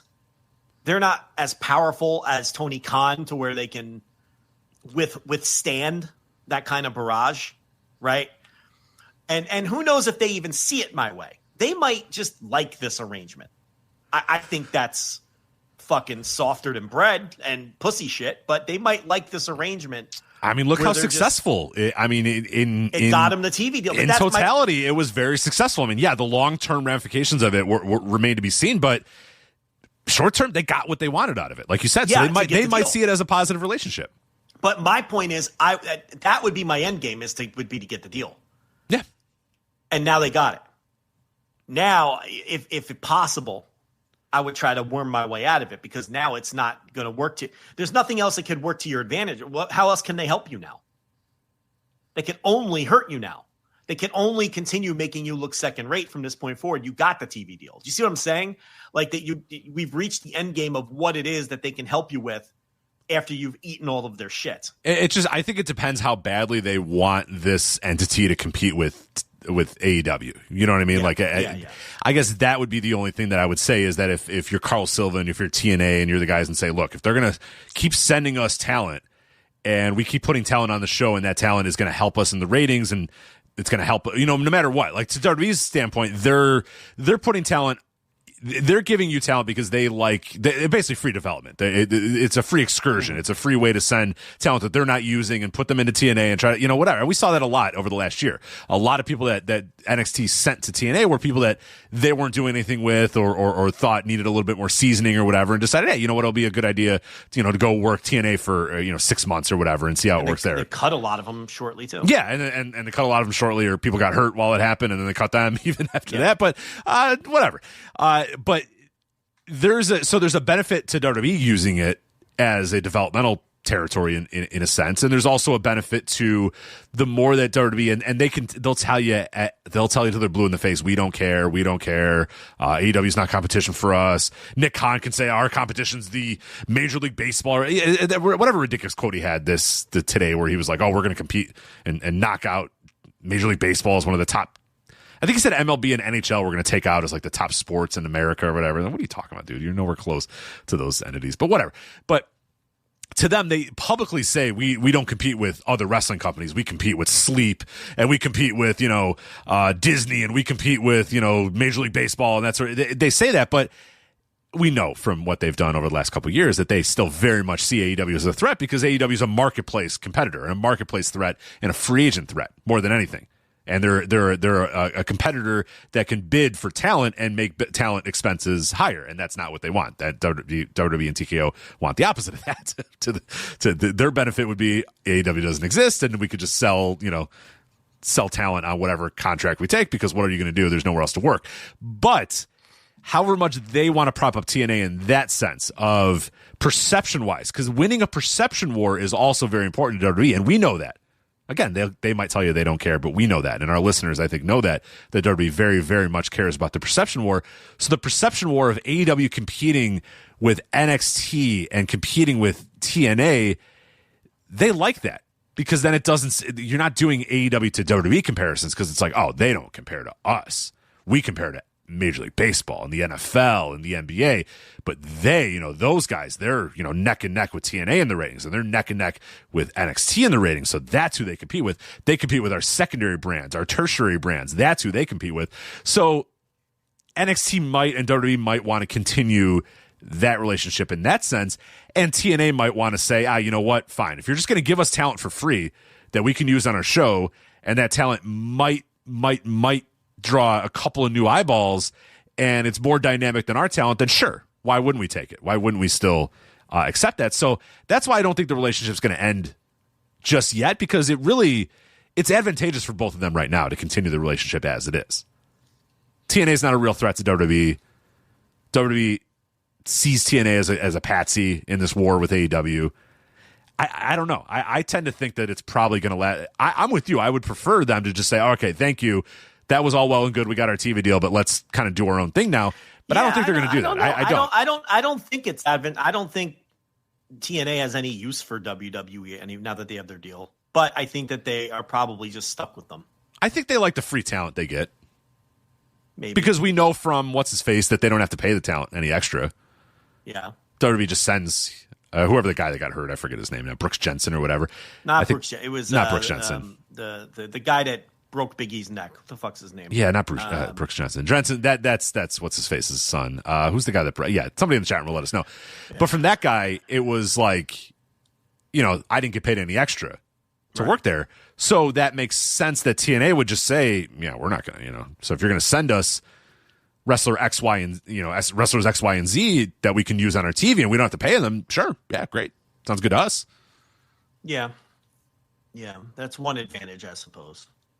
And I think WWE's been pretty good to TNA all in all so far. You know what I mean? Like, I don't know that they've taken advantage of them too much.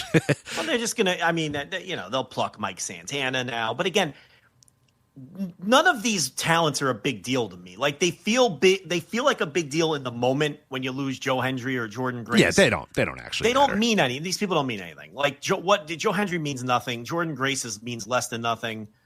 Mike Santana is never going to be a big star in pro wrestling. It doesn't matter. Like, yeah, I mean, Leon Slater will be one again that sucks that you're losing him, but I don't know that WWE's really going to do a ton with Leon Slater either. They're going to sign him at some point. I mean, it's almost better that TNA cycles through these people rather than keeping them there for years on end. Yeah, I mean, it's so that's not the worst. Ridge thing. Holland, by the way, is the guy's name. Ridge Holland, yeah. So from that standpoint, I don't think that's that big of a deal that WWE picks and chooses. They're going to take who they want, whether you're in a relationship with them or not. You know what I mean? They don't need to be in a formal multi-year agreement with TNA to decide that they want to sign Jordan Grace. They're just going to, they're just going to do it behind your back instead of in front of your face. It doesn't make a difference. They're going to get who they want regardless. But either way, see, to me, to summarize, I just don't think TNA presents a good enough, strong enough, or professional enough product to where I think that their television show is going to be any kind of massive television success. I think wrestling fans will sample it. They'll say, oh, yep, TNA still sucks, and they're never going to watch again. Yeah.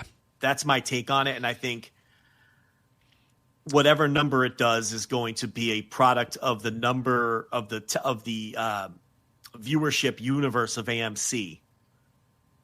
So if that means, extrapolate whatever they were doing on Axis to the expanded universe of AMC, and that'll probably land, like you said, somewhere around Collision, and probably less than what Collision's probably doing. less. I would say probably less. I mean, Collision on some good weeks is doing 260,000 total viewers. I bet TNA settles high 100s, low 200s. But you said that too. Even in their prime, TNA would do these things. They would do these grandiose shows where they would switch nights or do the, even back in the Spike TV days, the prime they would switch nights. They would go to and it would always get like a little, get a little bump that one week, but then it sucked and it was terrible. And then nobody watched it ever again. Everybody said, well, that was a terrible show. TNA is the same as it always was. And I think that, ultimately that's probably what's going to happen here. And I think this is actually, in my mind, it's kind of funny. And I wrote about this a little bit in the article, is that TNA's been able to kind of hide behind the fact that they've been on Access for a long time. Yeah. I mean, they've really been hiding since they left Spike because, we've been talking about TNA for a while, mostly because it was hilarious, when they were on Pop TV. And then the most hilarious was Pursuit Channel. That was the best. Oh, my God. Because you were like steadfast in trying to follow them on Pursuit. And that was a pursuit, let me tell you, because sometimes it just wouldn't air. Sometimes a commercial would air and then it would never come back. And the famous story is the night of the Mike Elgin Rich Swann match, which was getting a lot of buzz. I forgot it was that match. Yeah, the match started and then with like 15 minutes left in the show, and then they go to a commercial break, and then they never came back from commercial break. It was a commercial for like a fishing lure, like a glow in the dark fishing lure. And the commercial just ran on a loop. It was like one of those long commercials, like one of those. Yeah, like a telemarket, like sometimes when you like a Copperfit commercial, like yeah. Or no, like it was long. I thought it was longer than that. I thought it was one of those ones that like the frickin' like Medicare ads that you'll get on like NBC. Like if you try to tune into like a college football game a little early, and you go to NBC at like 11 a.m. and you're still getting ads. Yeah.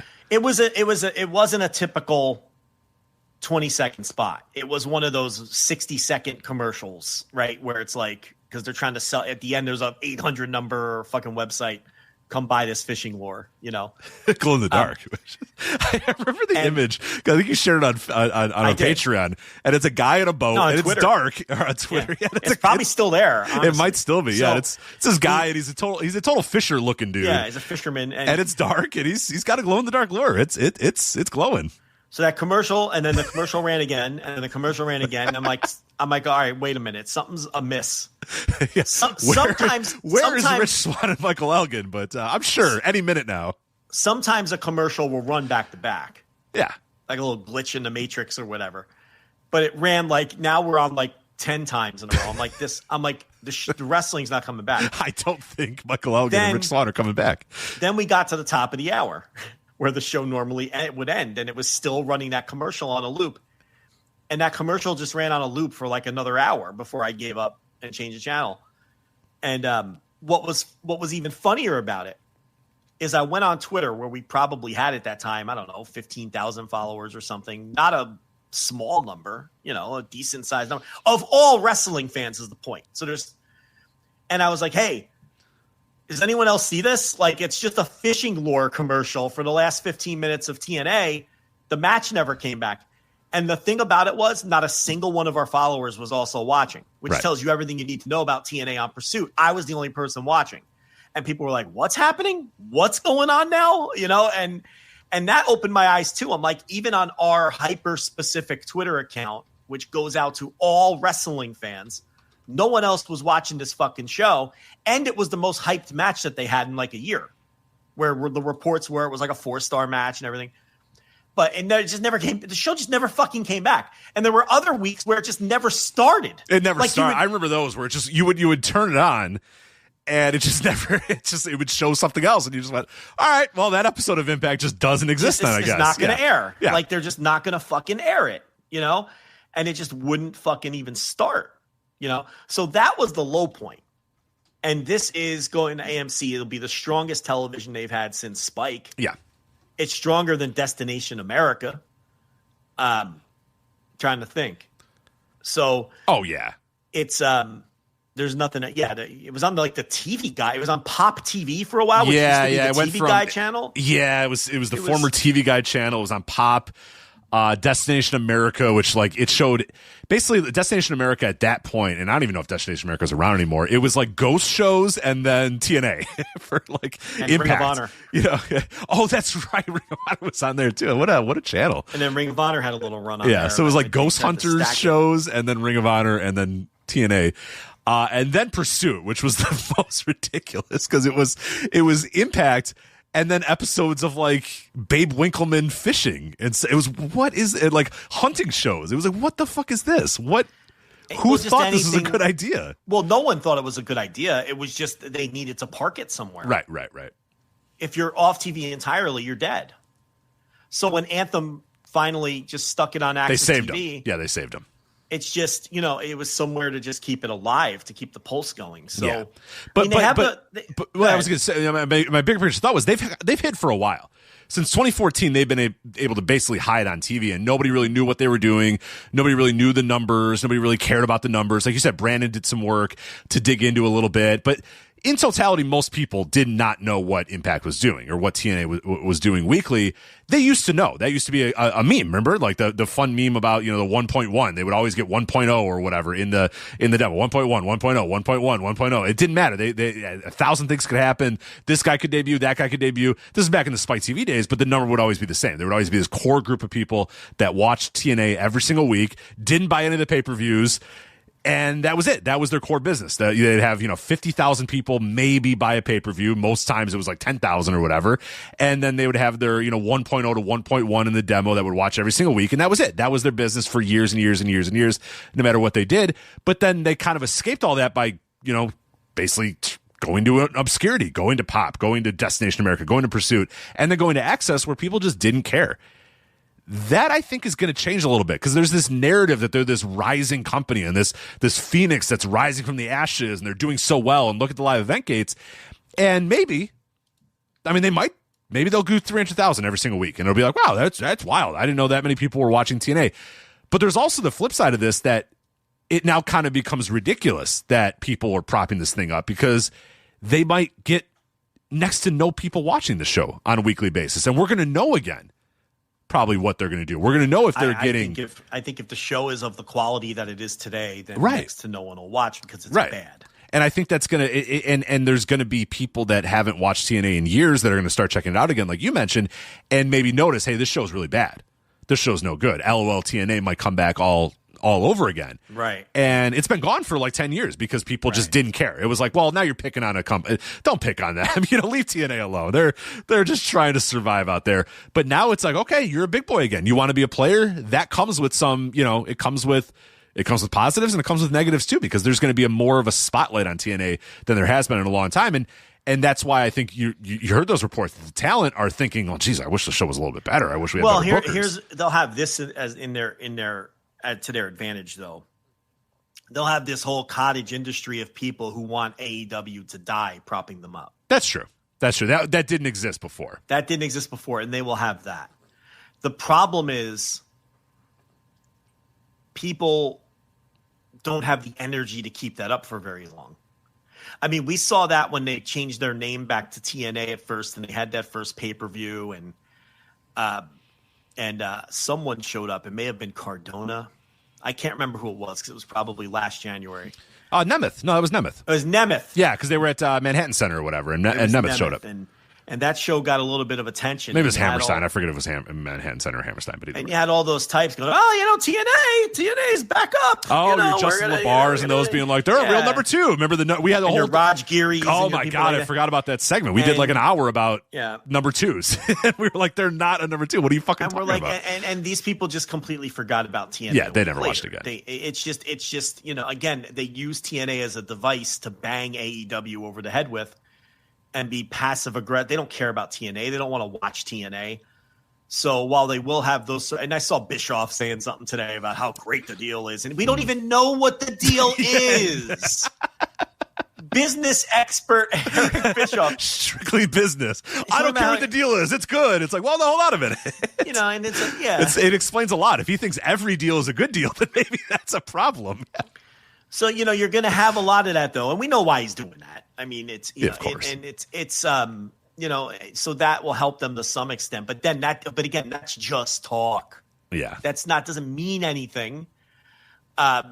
It's just when the rubber hits the road, we'll see how many people actually watch. When you look at the Go Home show tonight, I'm reading the spoilers, and it's a lot of Hometown Man and fucking Robert Stone being sent over by NXT and.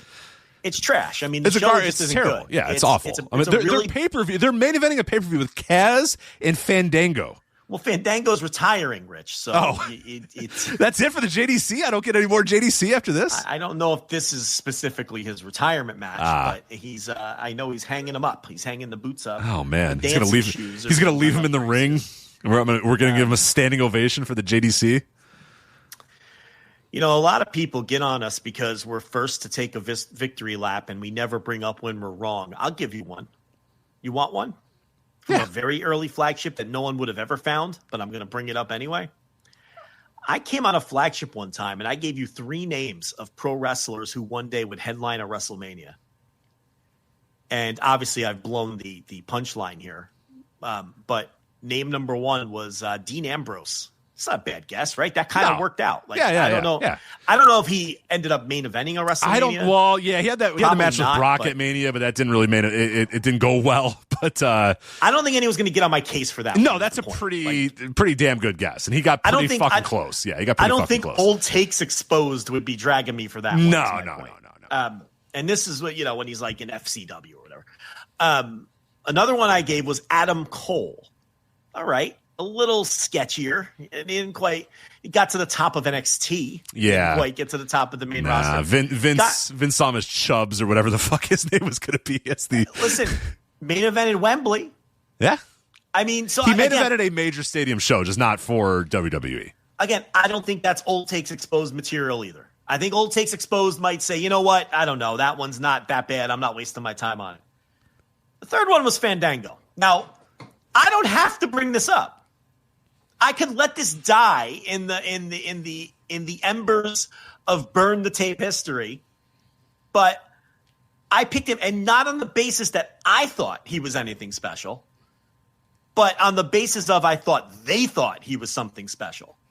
Because at the time he had just beaten Chris Jericho at WrestleMania, right? Remember that? And he was in the midst of this huge push, and he was out there dancing with Summer Rae. But that might be the worst prediction I ever made. That's pretty bad. I hope I gave you shit for that at the time, but that one is awful. That's pretty rough. You didn't give me shit because at the time it wasn't as absurd. I recognize it's absurd now, and I'm willing to let people laugh at it now. Do you see what I'm saying? Yeah. Well, at the time that you mentioned this, and for people that weren't around at this time, he was the most over guy by far on the post WrestleMania, which was always like a very weird show, but always like the sometimes told WWE and sometimes told Vince McMahon who's getting over, because the crowd would kind of take over and decide, all right. And they decided Fandango was the guy, and they spent the entire show doing the do. I forget exactly what the rhythm of his dance was. I'm mixing up the Emma dance. It was like kind of like the because there was the Emma dance too, and I think I'm in my brain. I've combined Emma's the Emma dance and the Fandango. Emma's was like do. It was a very different beat. The Fandango. Why are we doing this? Just, the point is they were doing the Fandango. Yes, all night. All night they were doing the Fandangoing, and I think that you probably did the show after that when you're like, I don't know, man. This guy's gonna headline a Mania. And the thing is with Fandango is he was a guy that they thought highly of for a very long time. Johnny Curtis or whatever was a name that you heard of, and he was like a machined FCW type of guy or whatever. Looked the part, 6'3". Brunette, good-looking guy with a good body or whatever. You know what I mean? Like, it all kind of, it made sense. So, yeah, maybe I was just like, yeah, I don't know. He's riding this wave of momentum. I probably should have pushed back on that a little more than I did. But, no, he had, and there's someone in the chat room that's saying it too right now, that Johnny Curtis had a lot of insider hype in FCW. He did. Because he did. I was also trying to take some chances with the picks. It wasn't like a real Bobby Axelrod out of you. Yeah, you were trying to Bobby Axelrod it. I was trying to take some chances with the and then if he did main event, you could say, nobody else said that Fandango / Johnny Curtis was going to main event Mania, but I'm brave enough to say it, and I was right. Now you're revealing the magician's secrets. I mean, that's how I've operated for 15 years. So anyway, listen. He's headlining TNA Final Resolution, which is kind of the same as WrestleMania. Kind of the same thing. Yeah, kind of the same thing. It's TNA's WrestleMania. It'll be another one because that was the best. Like anytime you and I have that debate about what TNA's WrestleMania is, I love the comments because people are like, it's clearly Bound for Glory. And then the next person comes in, guys, it's obviously Slammiversary. Yeah. You know what I mean? Yeah. Yeah. And there's like another one that people bring up and they're like, guys, they've always positioned blank as being their WrestleMania. And it's like, well, okay, if they have, then why do all four of you have a different answer of what their WrestleMania? Not been lockdown. I mean, come on. Right. I'm like, well, by the very nature of you three all having a different answer, there's no debate on which WrestleMania is WrestleMania. It's WrestleMania, but there is a debate about at TNA's WrestleMania, and it's going to happen again here, where a person's going to come in the comments and go, guys, it's always been Bound for Glory. Like, what do you guys say? And then the next person, actually, traditionally Slammiversary has been this week. This isn't his retirement match. He's retiring at Genesis, which is another contender for their 10th most. He's retiring at Genesis 2026, I believe. So cool. He does get a world title. Does anybody care about Fandango retiring? Who gives a fuck? I mean, geez. I mean, has he done enough? What is this? We're doing a retirement tour. We're doing a retirement tour for the JDC. Like, what the fuck's happening here? Who cares? Just retire, dude. Don't tell people you're going to retire. He is not of the level to tell people he's going to retire. Right? Isn't that you have to reach a certain threshold to tell people you're going to retire? I agree, but he's not like but I am sympathetic to the JDC, but right. It is TNA. I mean, I get it, but you know what I'm saying? Like, you have to be. There's athletes. Like, we relate this to athletes. Like, Chris Paul can say, I'm going to retire at the end of the year. And that makes sense. Yeah. People should know that Chris Paul is going to retire. So that, unfortunately, he doesn't have a team anymore. But if you want to. Maybe use the bad example, but you get the Yes, idea. But the point is, when Dwayne Wade he should say, I'm going to retire so that people can, there's certain guys that don't have to say that I'm going to retire. Like Bobby Simmons. Roy Hibbert didn't have to say, Yeah. by the way, guys, this is my last year. It's like, all right, Roy, just like go away. Nobody cares. Like, you don't like. I don't know why you got to go after a Hoya. I'm sorry, I did that. Yeah, Bobby Simmons. I'll go after a blue demon and Bobby Simmons. How about that? Bobby Simmons. Yeah, Bobby Simmons didn't say. Just so everybody knows, 2008 is my final season. It's like, okay, you're Bobby Simmons. Nobody cares. Bobby Simmons just plays out the season, gets to free agency. He knows no one's going to sign him, but just in case. And then no one signs him, and he goes, all right, well, that's it for me. Back to the mill I go, or I'm going to go to, Greece and play for a couple years or whatever. But it'd be ridiculous if Bobby Simmons. yeah, he's probably still at it.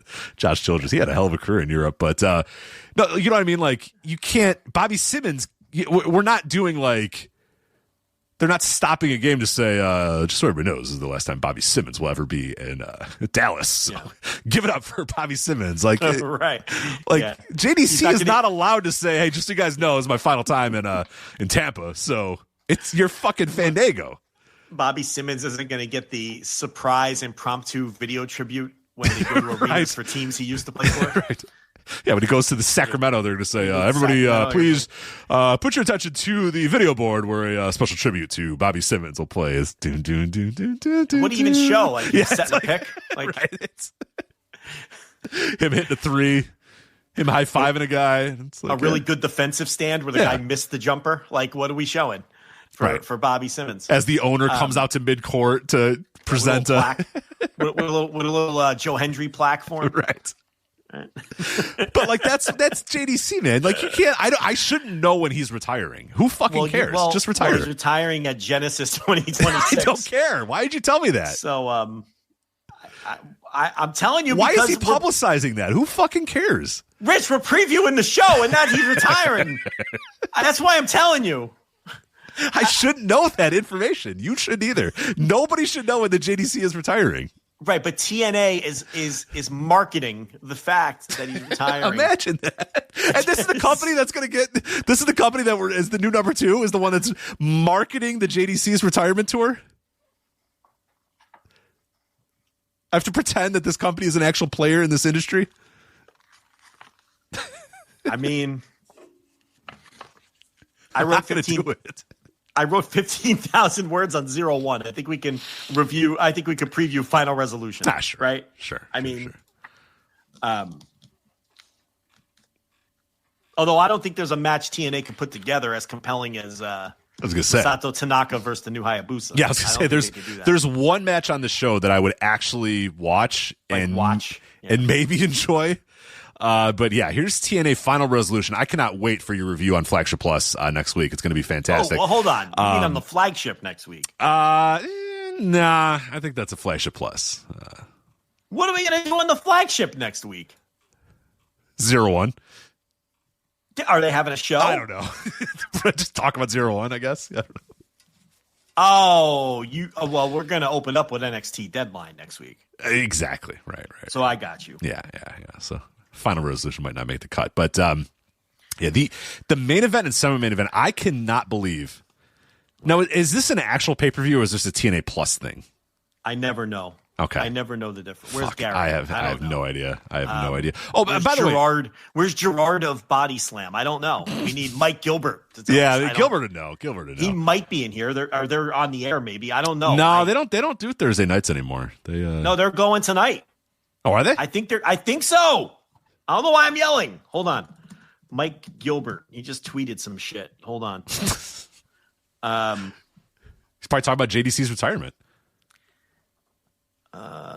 Yeah, he's going live tonight on. Oh, he's doing his Brace for Impact gimmick. My bad. Okay. Well, my point is he's not going to be in our chat. Is my point? No, he will not be in the chat. No, he's doing his Patreon gimmick. It is a TNA Plus show. By the way, I went to the Wikipedia Final Resolution 2025 Wikipedia. The second paragraph, I can't believe this is happening. Joe, quote, the event will feature JDC's final resolution appearance due to his retirement for professional wrestling. See? How many Final Resolution appearances does JDC have? Hold on a minute. So this is why I have to bring it up, because they bring it up. Why? What? I don't know. What do you want? What do you want from me? They're promoting it. Tell me why. Tell me why. I don't know, but they are promoting it. Joe, I want you to guess. how many? Okay, again, second paragraph is the event will feature JDC's final resolution appearance due to his retirement from professional wrestling in 2026. Joe Lanza, I ask you, how many final resolutions in JDC's career? I feel like I'm on 5-Star Match Game, TNA edition. I don't know the answer to this. He's maybe been on 2. Final guess? Final guess. 0. He's never been on any. So this will be his first final resolution. And his final. At his final. Yep. Grand opening, grand closing. He was on Countdown to Final Resolution last year. Okay. Well, that counts. No, it doesn't He was count. on the show. How does it not It count? doesn't count. He worked in the ring. Countdown 2. No. Hold on a minute. No. I think that counts. No. He worked the final Get out of resolution show. Well, listen. Well, this company fucking sucks because he faced Leon Slater. Way to use Leon Slater, and then he beat him. Right. Well, Stupid. Leon was trying out. Listen, it does speak to JDC's meteoric rise that he's now main eventing Final Resolution. They got behind. We always ask for wrestling companies to get behind to push people, and they push JDC. And so you know what? You're right. Yeah. Credit where it's due to Lizard Man and Tommy Dreamer. Tommy Dreamer. They know what they're doing over there. Lizard Man. I helped him put away chairs one time at the Windy City Fieldhouse. It was good. Remember when he would DM us back in Lizard speak? And Yeah. Yeah. And then eventually he dropped the act and he was like, all right, look, guys, if you want some scoops, just approach me. I know you guys like to have he just dropped the act. Yeah. He just dropped the act. Because he was annoyed. What was he annoyed about? Oh, when they let Keith Lee go and retained Shane Taylor instead. And I think we talked about that and it got back to him or something. And he wasn't pleased. And he said, that's not how it went down. And then we're like, all right, well, tell us how it went down. And then like everyone else in wrestling, well, I can't do that. Well, then you can't complain then. Right. Like Nobody knows the real story of what happened. Okay, tell me the real story. All right. Well, let us pass it on to our listeners. We would love to share it with them. Well, no, I can't go there. Well, then what the fuck are you complaining about? You know what I mean? Like that's the problem with people in wrestling. Yeah. Oh, these fucking dirt sheets. All right, well, then you reach out to them. Oh, I'm not talking to you. You're a dirt sheet. Well, then what the fuck? You can't have it both ways. Right. It can't be both. You can't have it both ways, DJ. You can't have it both ways. But the delirious in character thing was great because the one time I stayed late at a Ring of Honor show. There was like a giant snowstorm. This is at the Windy City Fieldhouse, the infamous Windy City Fieldhouse in Chicago, the event that had the soccer game going on during the ROH show. So there was whistles and soccer balls hitting people or whatever. And me and my buddy just stayed late after the show because we were like, I don't really want to go out in the cold and we're just going to chill or whatever. And Delirious walked up to us. We were like just fucking around. And I was like, oh, he's going to tell us to go. And he just started speaking in Delirious talk. Because he still had the mask on, but he had like the suit. You know, he was like business casual Delirious. Yeah. So he'd wear the suit, but he'd have the mask on too. So he'd walk up and he was like, we're like, what? And he's like, yeah.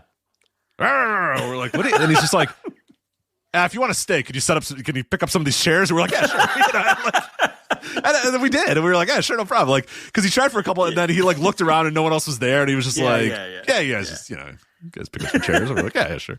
You know. If you're going to loiter, can you at least help us out a little bit? We're like, yeah, sure. Yeah. No my Wizard of Oz moment at an ROH show was, and people might not even realize this was the case, on the shows where they wouldn't fly in Bobby Cruz to do the ring announcing. If you would notice, they wouldn't have a ring announcer at all, but you would hear Bobby Cruz's voice.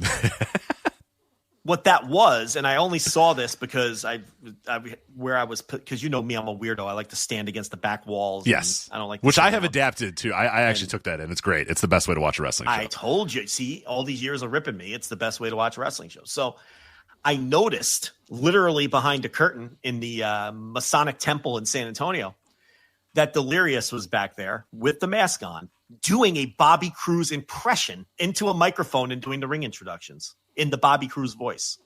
So the shows where they wouldn't bring Bobby Cruz in, Delirious would do Bobby Cruz's voice behind the curtain with a microphone and imitate Bobby Cruz. It sounded exactly like Bobby Cruz for the authenticity factor. That's pretty good. Even though he wasn't in the ring, even though there was no ring announcer in the ring. Oh, wait, hold on a minute, Joe. Yes. I dug up the Delirious DMs. They're better than I remember. Oh, they are. Oh, Now, look, I don't know if it's good form to read them verbatim. I'm not going to read. No. I'm not going to read that. I'm not going to read what. Right. I'm going to talk about the totality of what they were. He didn't. He didn't speak to us in delirious speak.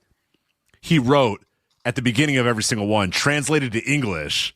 Oh yes, and then it would be like a paragraph where he'd talk to us like a human being, and then at the end it would say end translation because the idea. I forgot how good it was. I thought there was. So I was clicking. It said translated to English. And I was clicking because you know how Twitter will like automatically translate shit now. And I was like, did it translate delirious speak to English? And I'm like, no, he wrote. Every DM would start with translated to English, and then it'd be like a paragraph explaining, how we were wrong about a report, and then at the end it would say end translation. but just talking like a guy, like a normal guy, and then end translation. It's the best. But that gimmick stopped after 5 DMs. Then he just realized, all right, these guys, I'm just going to talk to these guys like human beings, and it's fine. And then we had very cordial. I'm looking at it right now. He eventually dropped the gimmick. Yes. Yeah. And then we had very cordial discussions between us. There was a Keith Lee, Shane Taylor discussion. Exactly. Okay, I remember that properly. Yeah. So you should hit him back up. Yeah. What's up? Because I believe he told us, look, just come to me directly anytime, right? I believe he says that. So he says you should start asking me directly. Yeah. Right, there you go. And we did. And then there was several questions back and forth for years afterwards. So I think 9 years later, we should take him up on that and find out what the details of this television deal are. Yeah, you know the financials? He might give it to us. You never know. He might give it to us. That might be the guy. I hope he doesn't listen where we said his booking is bad and terrible, but it's that Tommy Dreamer. Delirious always has good ideas. It's that gosh damn Tommy Dreamer. Listening to Bully Ray on Busted Open and applying those awful ideas. I always thought Delirious's booking was very good. It was always did. The peak Ring of Honor during Delirious days, always loved everything that he booked. Whenever Ring of Honor was in a pickle with a booker, Delirious would come in and save the day. Mm-hmm. That's how I always felt. Yeah. Those are real thoughts. I actually think I wrote columns about that before, so you can butter him up with that. I'm sure he'll be impressed with something that was written in 2013. Right after Jim Cornette got fired. When you hit him up for information. Yes. Yeah. Hey, back 11 years ago, 12 years ago at this point, when Jim Cornette got fired, you did a good job filling in. Thank you. You really held down the ship. While we got course corrected here from Mike Mondo and the Commission of Truth, or whatever the headbangers were called. Oh yeah, I forget. Yeah. So Sean Sedor will know. That's a guarantee. But the fuck was I gonna say? Something about Fandango, probably. Are we? Oh, we're going over Final Resolution. Yeah. Right? Oh, I was just pointing out that the main event of Final Resolution is Fandango, JDC versus Frankie Kazarian, and the semi-main event is Yi Ying Lee and Zaya Brookside. So look, it's not great. I am supposed to watch a show. Yeah. That the best worker out of the top is 2025 Frankie Kazarian in the top matches. Four of the wrestlers in the top 2 matches are FKA Zia Lee, Zaya Brookside, Fandango, and 2025 Frankie Kazarian. I think that it's your duty as a podcast host that covers the world, the full scope of worldwide wrestling, to cover TNA Final Resolution. That's what I think. I think that we should ignore the fact that for like 2 years we ignored every TNA show. Let's set that aside. We got to get back on the horse, as they say, and that was our bad. I'm patting myself on the chest. That's our bad that we didn't do that. Mm-hmm. So if they're gonna vie for number 2, we gotta we probably have to vie for number 2. We probably should. And we know on this podcast, we know how important that is to be number 2. Very important. Very important. I want to say, I don't know if we should save this for the ROH preview, but it seems like this TNA preview is going to take up the whole 3 hours. Tony Khan talking about how he's making headway on WWE this year in big ways. Why is he bothering with statements like that? Who cares if you're making headway on that? It literally does not matter. It doesn't matter. Like, what difference does it make what the ratings difference is between SmackDown and Dynamite? You have a $555 million television contract. You're solvent. You're doing well with your pay-per-views. Your company is making money, as I said. Who cares how close or how wide that gap is with WWE? You're never catching them.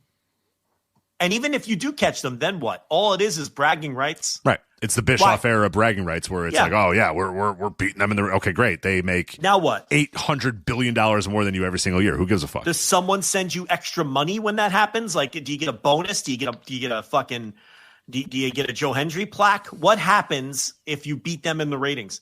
Do you get a golden ticket to a Conrad podcast in 30 years? I mean, what do you get?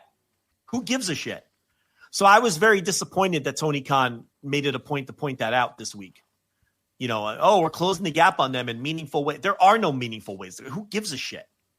I mean, it's interesting to track how they're doing against each other. There's no doubt about it. But it really, someone in his position, it really does not, he shouldn't concern himself with it. But anyway. Yeah, it's Bischoff type thinking to do that, but And no one can let go of that in pro wrestling. It's stuck. It's indoctrinated. We've been stuck with that for 30 years, and that's how wrestling fans think.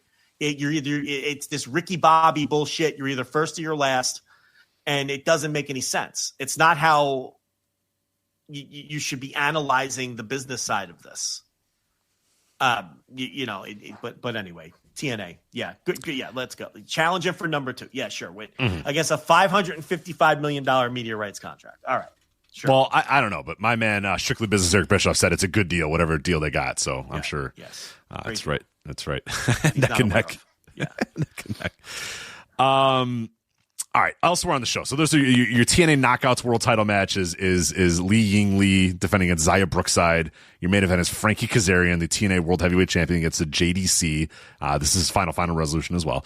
Yeah. Also on the show, the Rascals, Desmond Xavier, Myron Reed, Trey Miguel, and Zachary Wentz versus Order 4, Jason Hotch, John Schuyler, Mustafa Ali, and Special Agent Zero. I think Order 4 is contractually obligated to work the opener of every TNA special event from here until henceforth. So yeah, and I'm glad it got Trey Miguel out of scrambles, but unfortunately it now put him in just like, because remember how for 9 years straight Trey Miguel would defend the X Division title in a 3-way or a 4-way or whatever. The guy left behind. Yeah, the rascal left behind. Yeah, but now they're all back. They're all back. Yeah. By the way, Lee had moved on, and Myron Reed, what happened to Young Goat or whatever? He was in MLW for that one show and then never came back. Well, I don't know. Maybe what happened? My man Young Goat or whatever he was calling himself, right? It was Young Goat, right?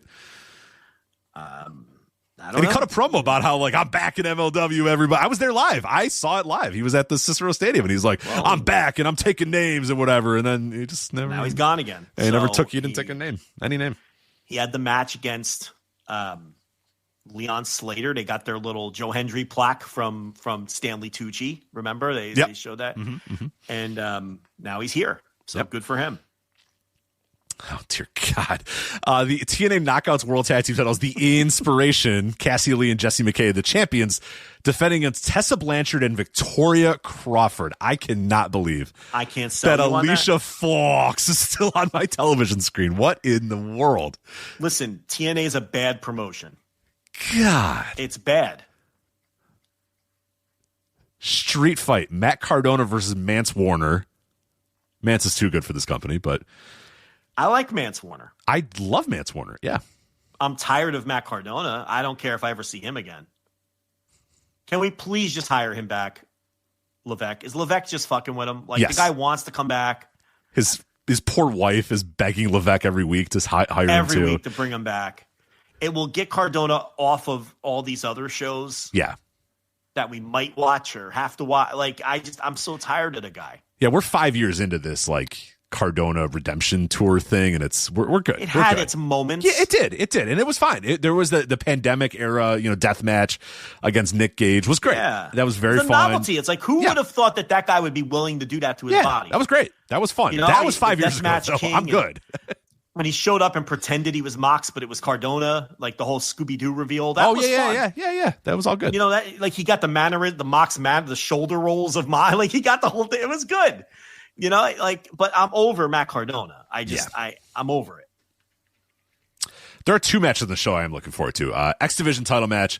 Leon Slater, the champion, defending against your boy AJ Francis, I bet that's actually going to be kind of fun. That might be okay. That might be okay. And then this good. Yeah, that's okay. And then a match I am legitimately looking forward to and would actually watch if I was going to watch this show, which I will not. Charlie Dempsey versus Mike Santana. You're going to have to review it. Yeah. Mike Santana starts his redemption tour because now he's going to take down everybody that cost him the world title, starting with Charlie Dempsey. Right. So Charlie Dempsey does work anywhere and everywhere because he's probably getting advice from his dad that that's a good idea rather than just working at it at warehouse and not getting any better. So you see him in Japan, you see him here. So yeah. I'd send that dude to Noah for like a year.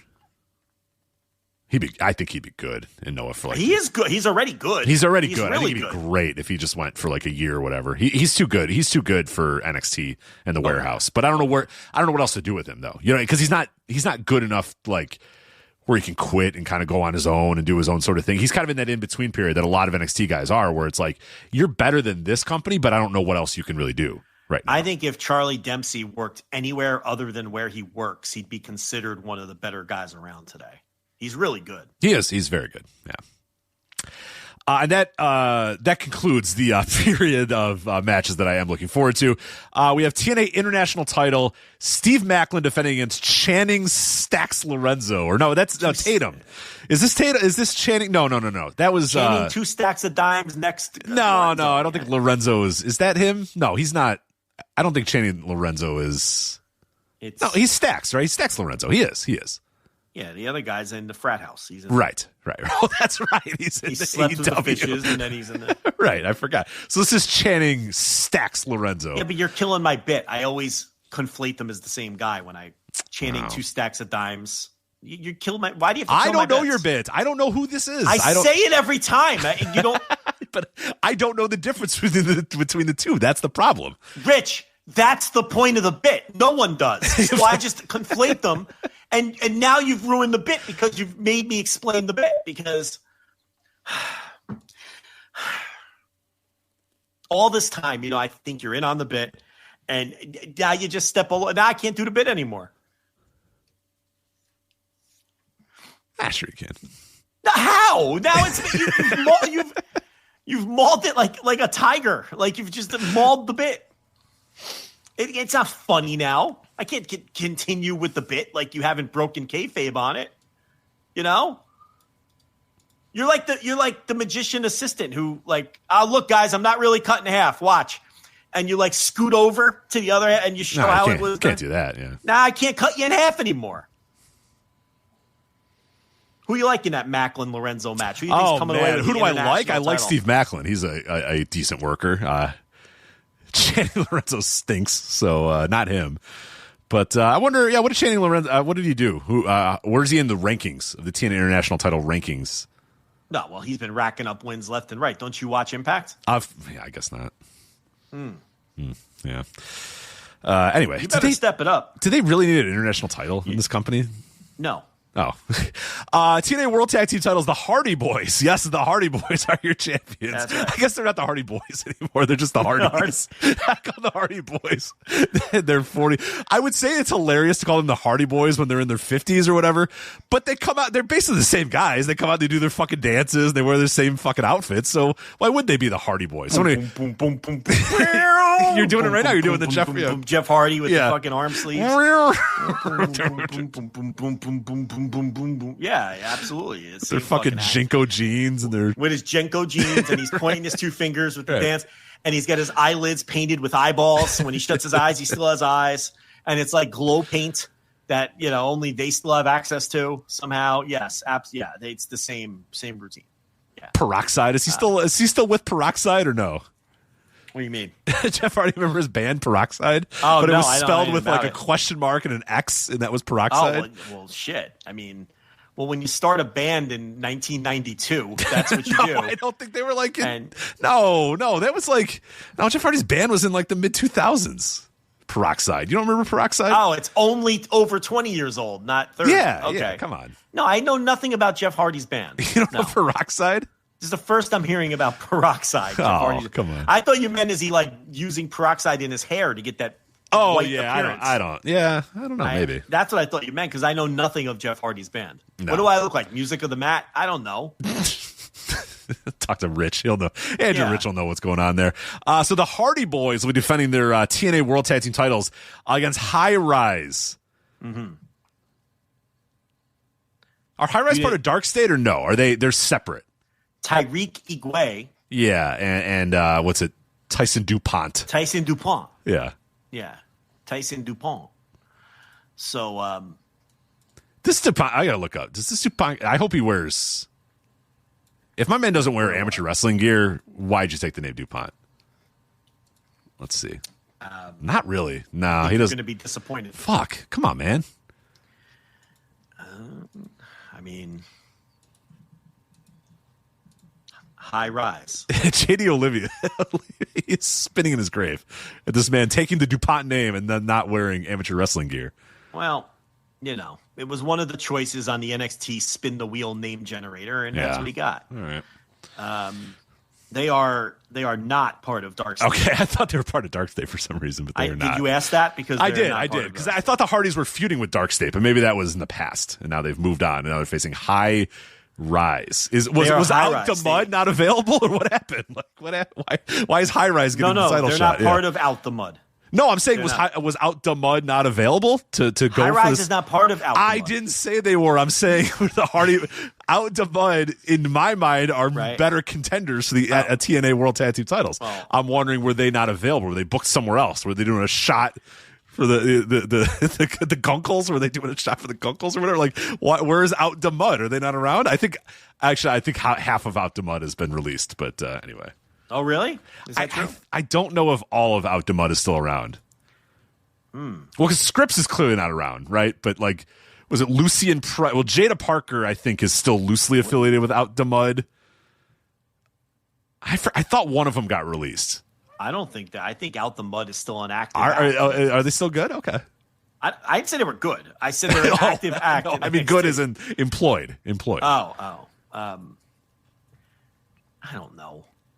I don't know. Bronco and Lucian, I think they're okay. All right. Out the Mud. Out the Mud, yeah. Grand Theft Auto font. Yeah. They're bikes. The bikes with the big handlebars. They're big not giant gold. handlebars. Yeah. They live on the cul-de-sac with CJ. Andreas. CJ. Yeah. Yep. What a great game. Should play San Andreas again. It's a great game. Oh God. All right. And that's the show. That's it. That's the whole fucking thing right there. Well, the review should be something else. It should be a happening. I don't get TNA Plus, though. How am I going to be able to watch this? Oh, well. Can I log into your TNA Plus, Joe, and watch it? My TNA Plus? Yeah. Can I log into your TNA Plus and watch it? Sure. Okay, good. Thank you. Sure. Same password. Go ahead. Same password as always? Yeah, okay. Same password as always. TNA, you try that. See how far you get. TNA Plus. Sorry, Garrett. I apologize, Garrett. One of the fun things about the AMC deal is I think that they said that the shows are still gonna air on TNA Plus too, like the Impact shows. Yeah, which is weird. So they're gonna air on the streamer AMC Plus, and they're also gonna air on TNA Plus as well. That seems. What are they gonna lose? Dozens of viewers to TNA all of Plus? them. Oh, come on. They'll lose you. You're going to only watch on TNA Plus because it'll be ad free or whatever on TNA Plus. I would assume it's going to be off of like the regional sports networks and Nessun and places like that where Impact airs throughout the week. Do you ever leave a basketball game on too long and like Impact from last week comes on afterwards? No, it never has for me. Oh, yep. Mm-hmm. Oh, because you get the giant package on DirecTV, so you get a bunch of weird ass local channels, right? I get every RSN. Wow. So, okay. It'll come on like Altitude after the fucking Nuggets game, like, and it'll be the Altitude Network, and it'll be the Impact from like 3 weeks ago too. It won't even be like, wow, yeah. It's They used to have it with Ring of Honor. I would go to like I'd go on vacation or whatever, and I'd be at a hotel or whatever, and I'd watch like King of Queens or whatever, fucking Seinfeld, whatever whatever was in syndication, whatever Seinfeld, whatever like random network was that got Seinfeld on syndication in some local market, and Michigan or Wisconsin or some fucking, and Seinfeld would air, and it would always be back to back, the 10 o'clock and 10:30 or whatever episodes of Seinfeld. And then fucking, Ring of Honor would show up. Yeah. Jay Lethal and with the knee brace. With the knee brace, that era, the Sinclair Kick era. Out. Yeah. Kick out of your knee pain. What was it? His big line, kick out, right? I think kick out of your knee pain. Yeah. Something like that. Yeah, but and then I remember I would always watch it. I'd be like, oh, all right, cool. Yeah. Guess I'm watching ROH this week. So, because I couldn't get it. Like, for some reason, I didn't have a Sinclair network by me. So I was like, this is a good opportunity to watch Ring of Honor. So, well, speaking of Ring of Honor, Final Battle 2025 coming up this Friday from the Greater Columbus Convention Center. They'll be doing Collision on Thursday with some big C2 matches, and then Final Battle will be on Friday on the Ring of Honor Honor Club service. I know Tony Khan had his media call today, which we were unable to cover for you as per the usual. But I was busy, so I couldn't do it. I was washing my hair, and Rich was the baby needed to get fed, so darn it, couldn't Rich get on. Rich had to assemble a playpen. I had to, there were things that had to be done. But so here we are, Final Battle in a show that really feels like it was slapped together last minute in a lot of ways. I know that there's a Honor Club episode that's airing, well, I guess ended by now, but was airing against us that I'm going to watch before I watch this pay-per-view. In fact, I'm probably going to watch that tonight. I know that there was an Honor Club. There was a special ROH on Honor Club on Tuesday of this week. So what I'm going to do, because I usually crash watch all this shit right before the pay-per-views, I'm going to watch the one from Tuesday, and I'm going to watch the one from today. I'm going to get those watched before the pay-per-view, so I could see at least what the final build looked like. But there's a lot of stuff on here that seem to be hastily put together. We have a match changed because Queen Aminata has now been pulled because she's injured. So this pure title tournament, this endless women's pure title tournament, is now completely in disarray again, right? What are they doing about that? Do you know? Because I don't, at least as of this live show, I don't know what they're doing in terms of that Aminata situation.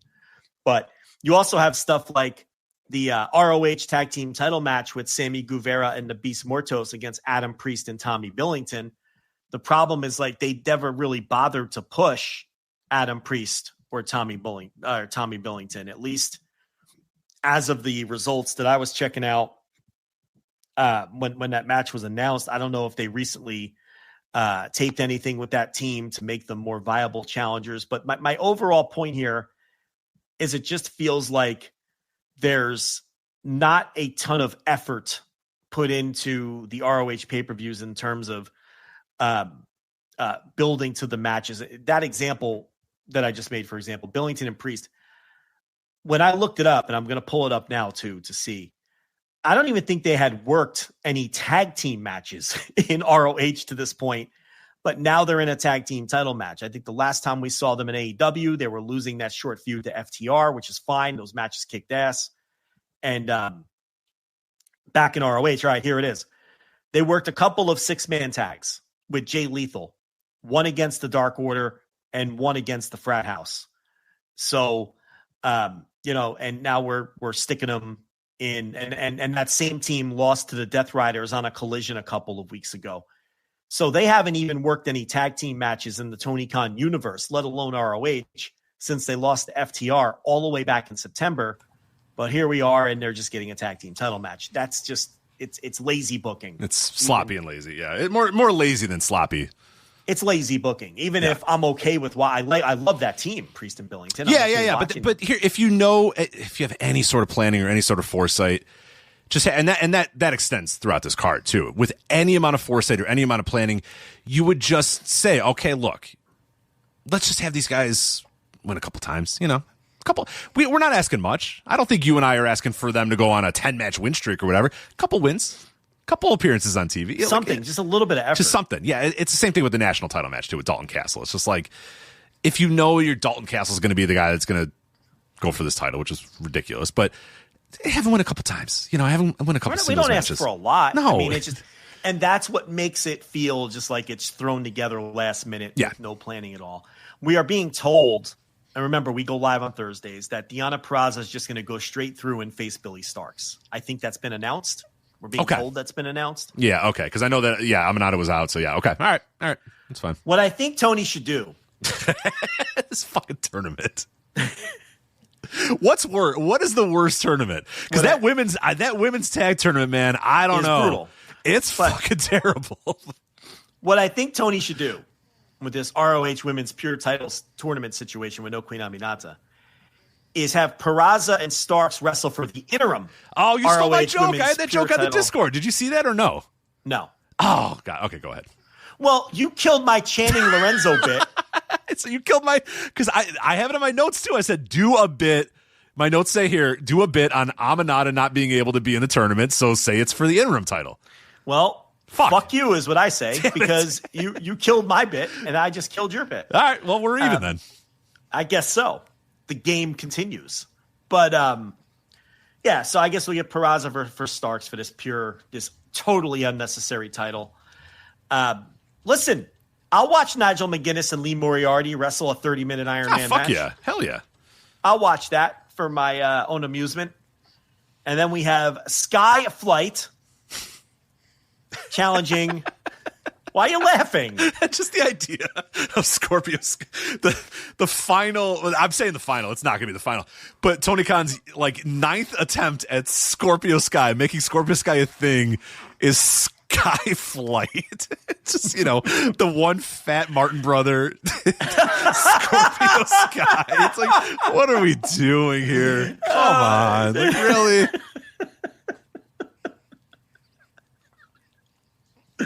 This is what we're doing.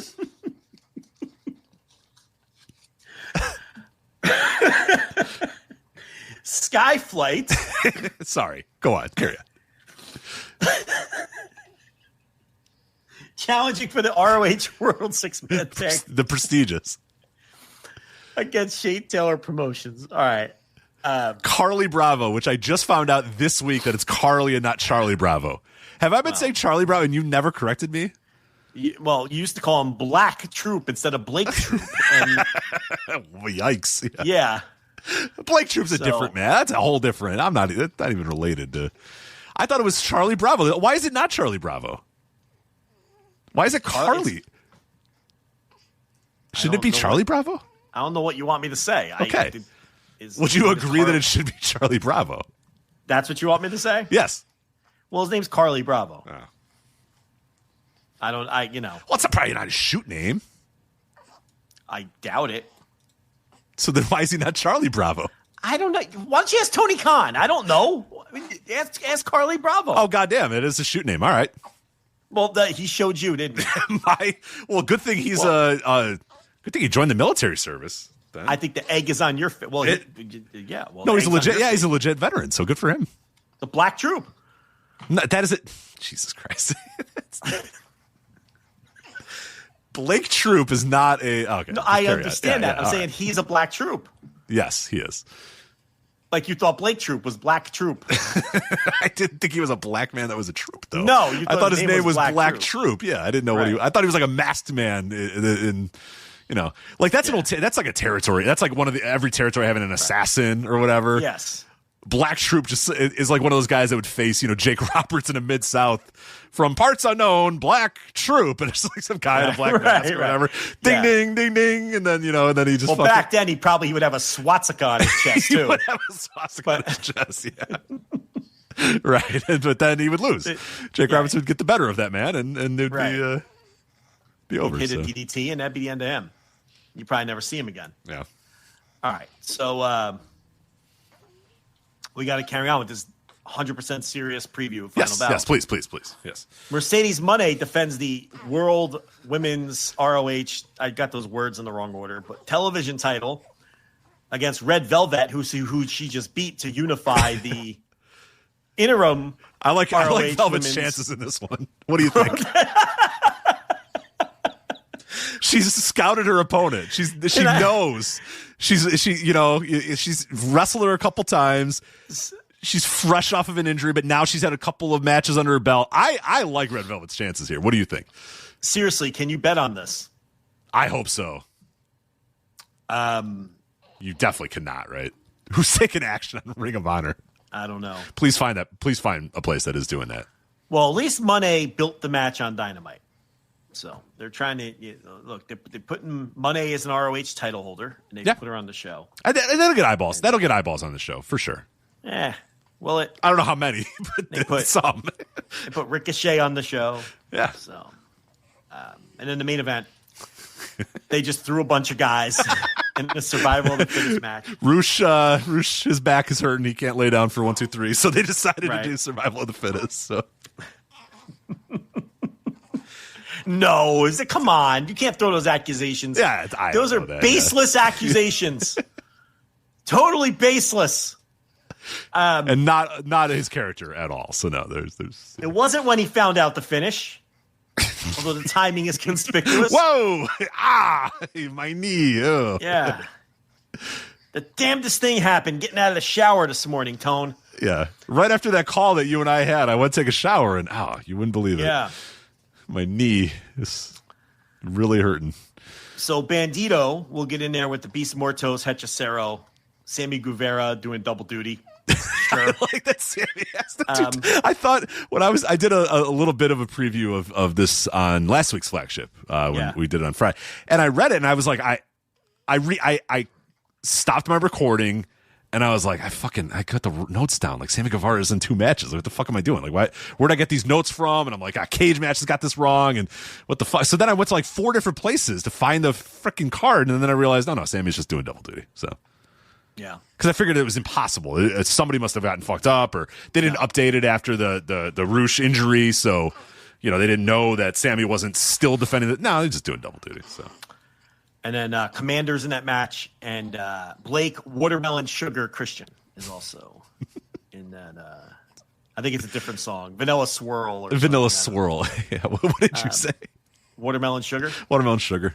That was another Jack Harlow top 40 hit. Oh, same guy though, right? I got the same guy at least. I don't. Is Watermelon Sugar a real song? No. Yes, Watermelon Sugar. Oh, is Harry? It's Harry Styles. Harry Styles. All right. Well, you're more in tune. You're more in tune than me.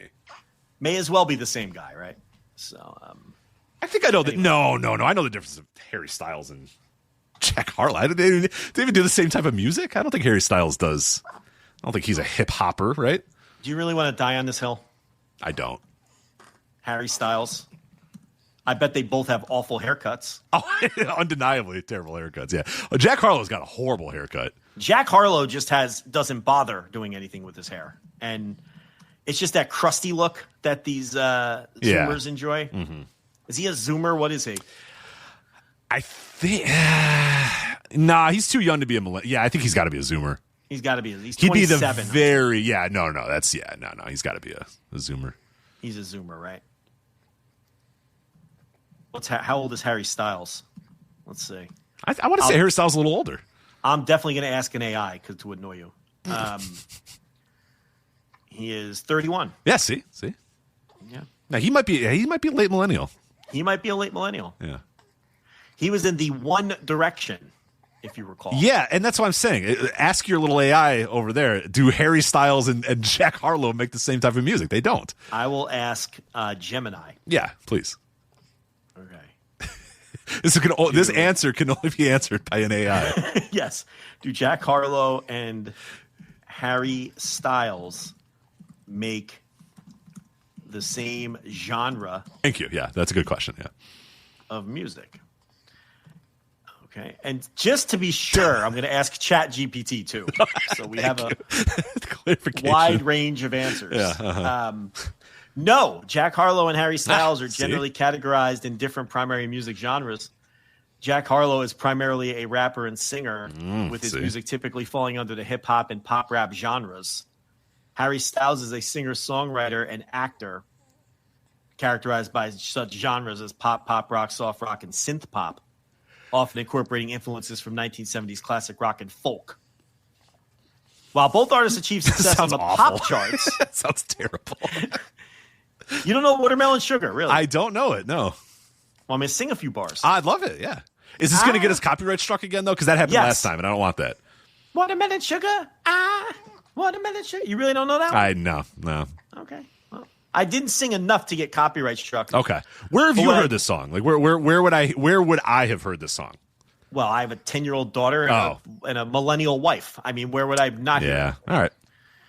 So, yeah. Well, your millennial wife is like still in, like she still listens to the radio, right? She is so with it that it's annoying. Yeah, that's irritating. She knows because everything. I have a millennial wife too, and she would have the blankest stare if you even mention the name Harry Styles. She probably has no fucking clue who Harry Styles is. No, if I get in a car, it's like, the local pop, Candy 95, the local College Station pop channel. You know, it's like that's incredible energy. I love that she still has that energy because I miss that.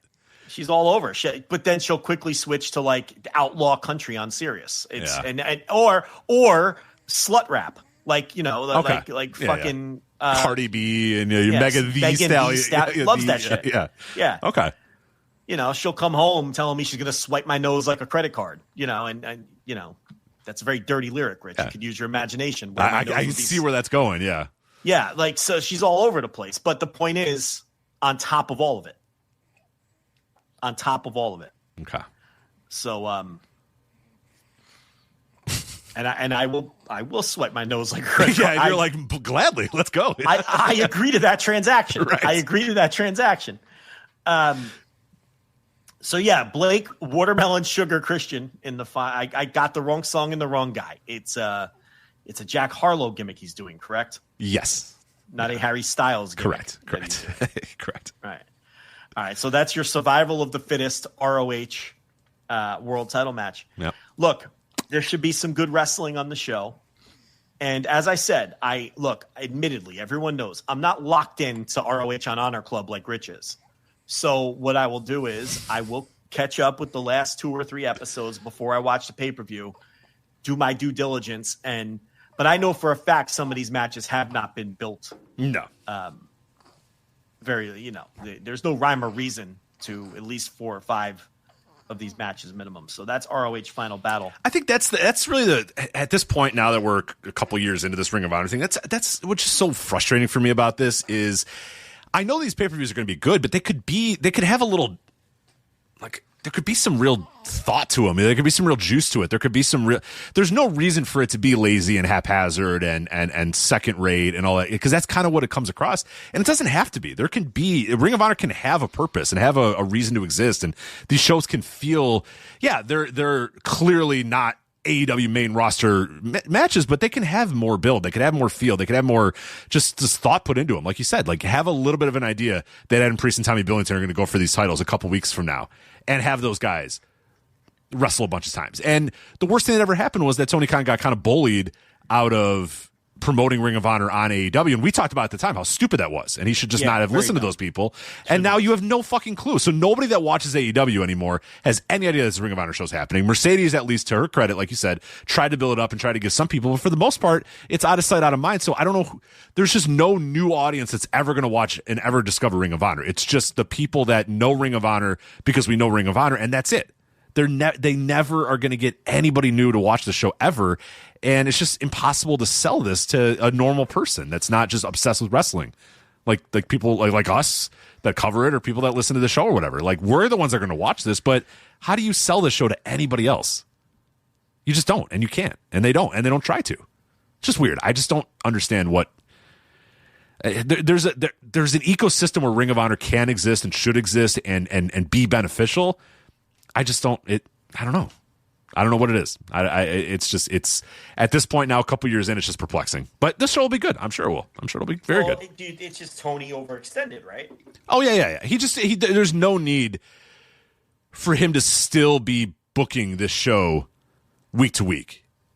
I think this is the perfect show for Tony to hand the book over to whoever it might be, and he could still, if he wants to say, "Hey, look, book whatever you want to book, but like, can I just take a look at it? I make sure, and I make sure that we're using guys right, or make sure if it a little stuff, like a little bit of oversight. Of course, I think Tony should probably still look things over. I think he should probably still make sure that it fits with his vision or whatever. But I don't think he should be in the weeds, and I don't think he is in the weeds. And that's the problem with this Ring of Honor is I don't think he is in the weeds. I think it is like kind of a oh shit, all right, yeah, we got this thing. All right, fine, we'll do this, and last second decision on what we're going to do for these shows. And it just doesn't have to be this way. I think that could be a perfect way to let a Bryan Danielson, let a Rocky Romero, let whoever the fuck, and say, hey, you want to, try your hand at booking Ring of Honor, go for it. And let them do some, and they might do some interesting things, and they might do some fun things, and there might be something that comes out of it. But there's just right now, and I do watch Ring of Honor from time to time, and it's just, I don't know, there's just not a whole lot happening. It's not a very good show either. And then these shows, these semi-regular major events happen, and they're all really good.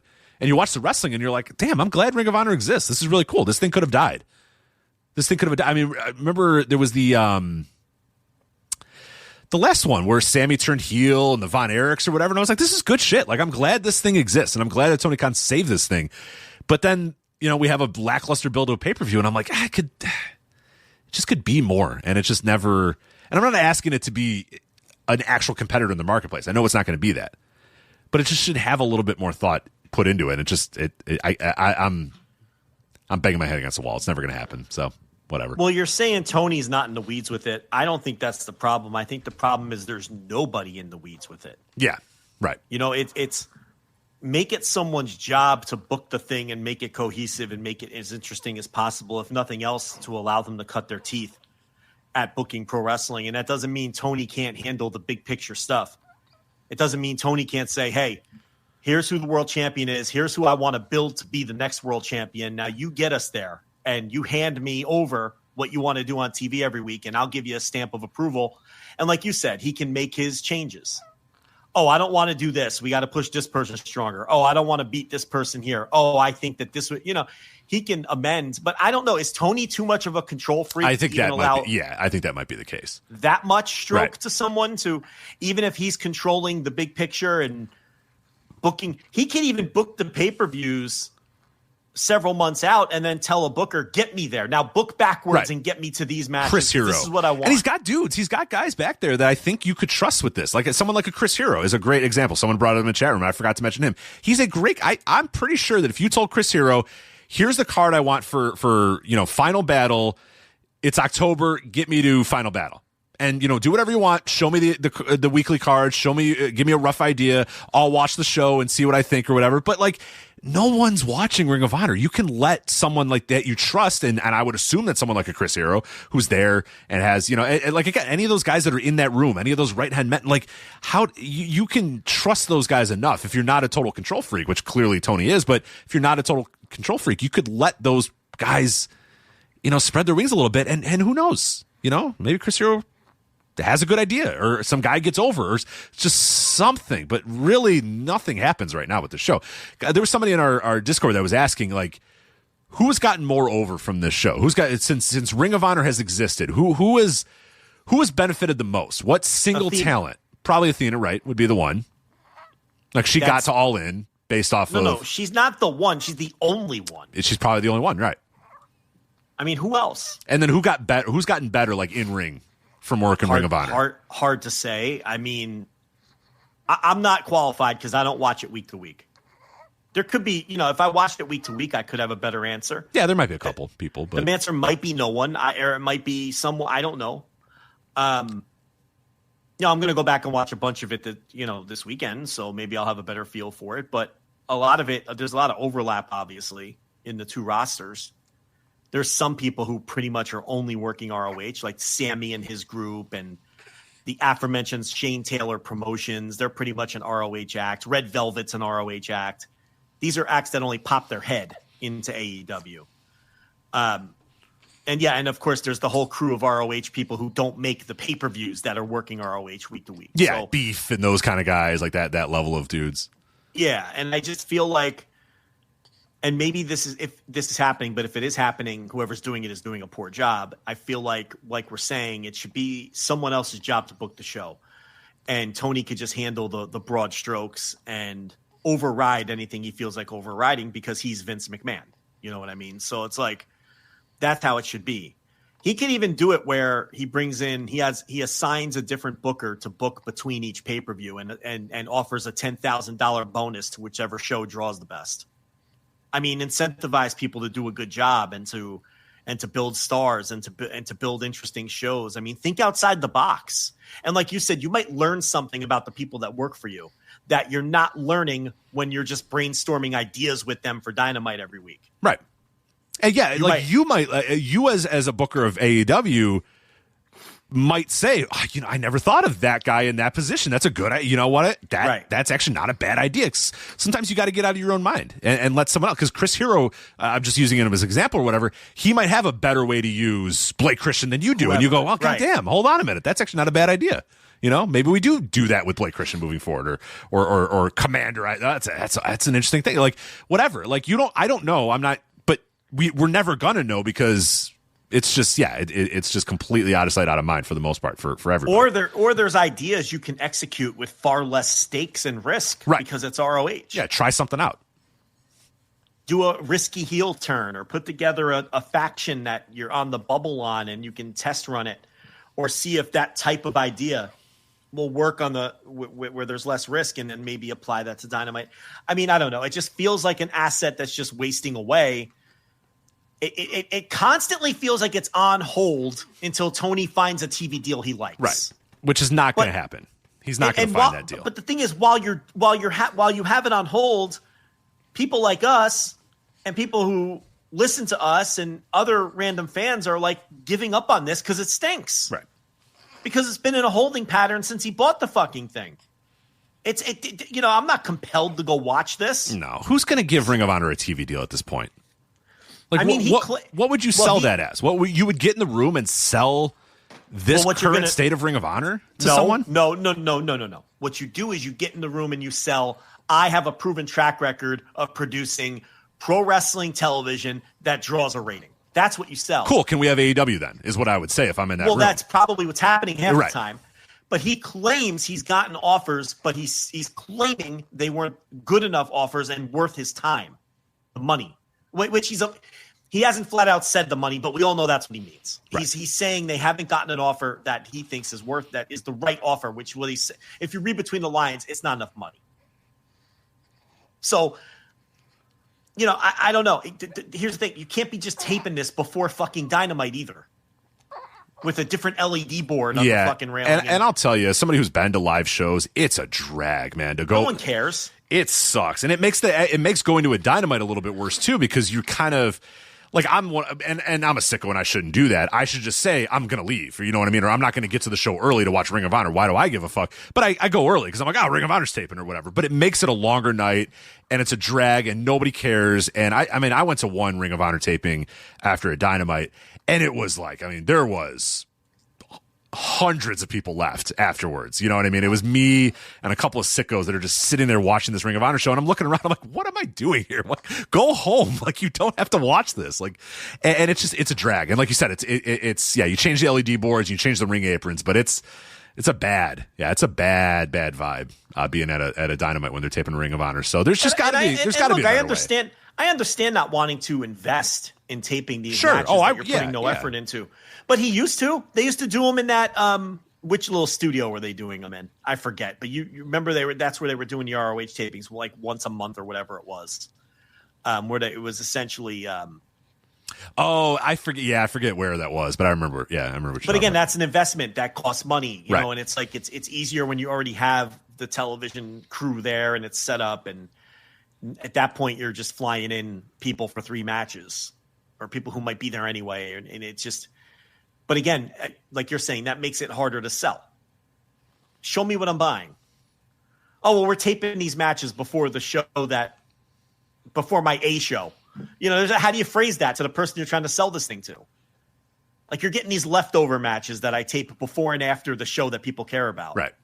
Well, that's what kind of sell job is that? And a lot of people leave. Like, if you were in the building watching that, it's before the show, not a lot of, because sometimes I'll go to a Dynamite and they'll do half of the show, they'll record before and then half afterwards or whatever. But it's the same vibe. Like, before it's just nobody, people are kind of milling about and getting their popcorn and getting their beer and kind of sitting there. And then afterwards, it's like, people are bailing. I'm sure if he got a deal, he would go back to doing separate tapings. I'm sure. And investing money in it. But yeah, I don't know. It's just a kind of this woebegone thing that all right, the pay-per-views come around and then we pay attention. Yeah. And we'll watch this. We'll probably like it. I'll love it. I'm sure I'll love it. I usually do. And then I will not watch on Thursday. Yeah. I mean, that's how and it's we're not go. alone. We're not alone either. A lot of people are doing that. It's we're going to watch this, we're going to like it, and then we're not going to watch on Thursday. And if that's what it exists as, I guess that's okay, but it just feels like a wasted opportunity. You get so much more. Yeah, I feel like there's more that could be had. And that's because I see a lot of people saying like, just don't watch the TV and just watch the pay-per-views. And it's fine. That's what I do, but I don't know. It can be more. I truly think that. You could also use it to try to present a different style of pro wrestling. I mean, try something new. Yeah. But, it's. And it really doesn't. I don't know. Because I said, you're going to binge a little bit. I've watched a little bit. Yeah. It doesn't. There's a lot of frat house stuff. There's a lot of backstage segments. There's a lot of, it's not very different. It's like a worse episode of Dynamite pretty much every week with worse wrestlers. I watch, that's typically what it is. Yeah. So, all right, let's get to the rest of these topics and then get out of here. This baby of yours, not as much crying these days. Are we getting out of the constant crying? It's no, he's actually crying. He's literally crying right now. So no, he's not. I heard a crying fit a couple weeks ago. Oh no, yeah, he's not there yet, but he's about to be. I just fed him on the air. Yeah, he's. I'm holding him right now to let the nurse get a little bit of. So he's not walking. He didn't say any words or nothing. Not walking yet. Words. We're getting closer to words. We're getting closer to words, but no, not walking yet. He's only 3 weeks old, so he's not quite walking just yet. But he's starting pulling up on the coffee table yet. No, he's getting around pretty good though. He's moving around that bassinet pretty good. He's scooting around. Yeah, he's scooting around a lot. Yeah, wherever you put him, he doesn't last there very long. So okay. Which has got me a little, because people are always like, "Oh, it's really fun when they don't move," but once they move, it gets a lot harder. And I see that. A closer eye. Yeah, because it's like right now you could drop him somewhere and then go wherever, and like he's not gonna go anywhere. You know what I mean? He's good, but they're like, once they get moving, like you can't ever leave their sight because, like, you walk away and it's like how did you get there? You are now, what do you have in your mouth? Yeah, what are you eating? Why is your finger in the electrical cord? Like, what's going on here? So you got to keep an eye on him more. So how's the dog with the? He doesn't really seem to care. Yeah. I think an older dog just doesn't give a fuck. Like he sniffs them occasionally. See, there you go. He sniffs them occasionally, and then yep, I'll be right back. Give me a minute. All right, so he's going to slap mute there, and I am going to talk about a topic that I don't need Rich for. That is NXT Deadline, the preview of the NXT pay-per-view event coming up this weekend that, yes, I am going to bully Rich Craich into watching. We have the rematch with Ricky Saints and Oba Femi. This time, Saints is in the position of defending the title. Ethan Page defends against Mr. Iguana. Listen, my rule is still in effect. If a puppet makes an appearance, I just said if, when this stupid fucking puppet makes an appearance, I'm out. I'm sorry. That's my promise to the audience. You might not like it.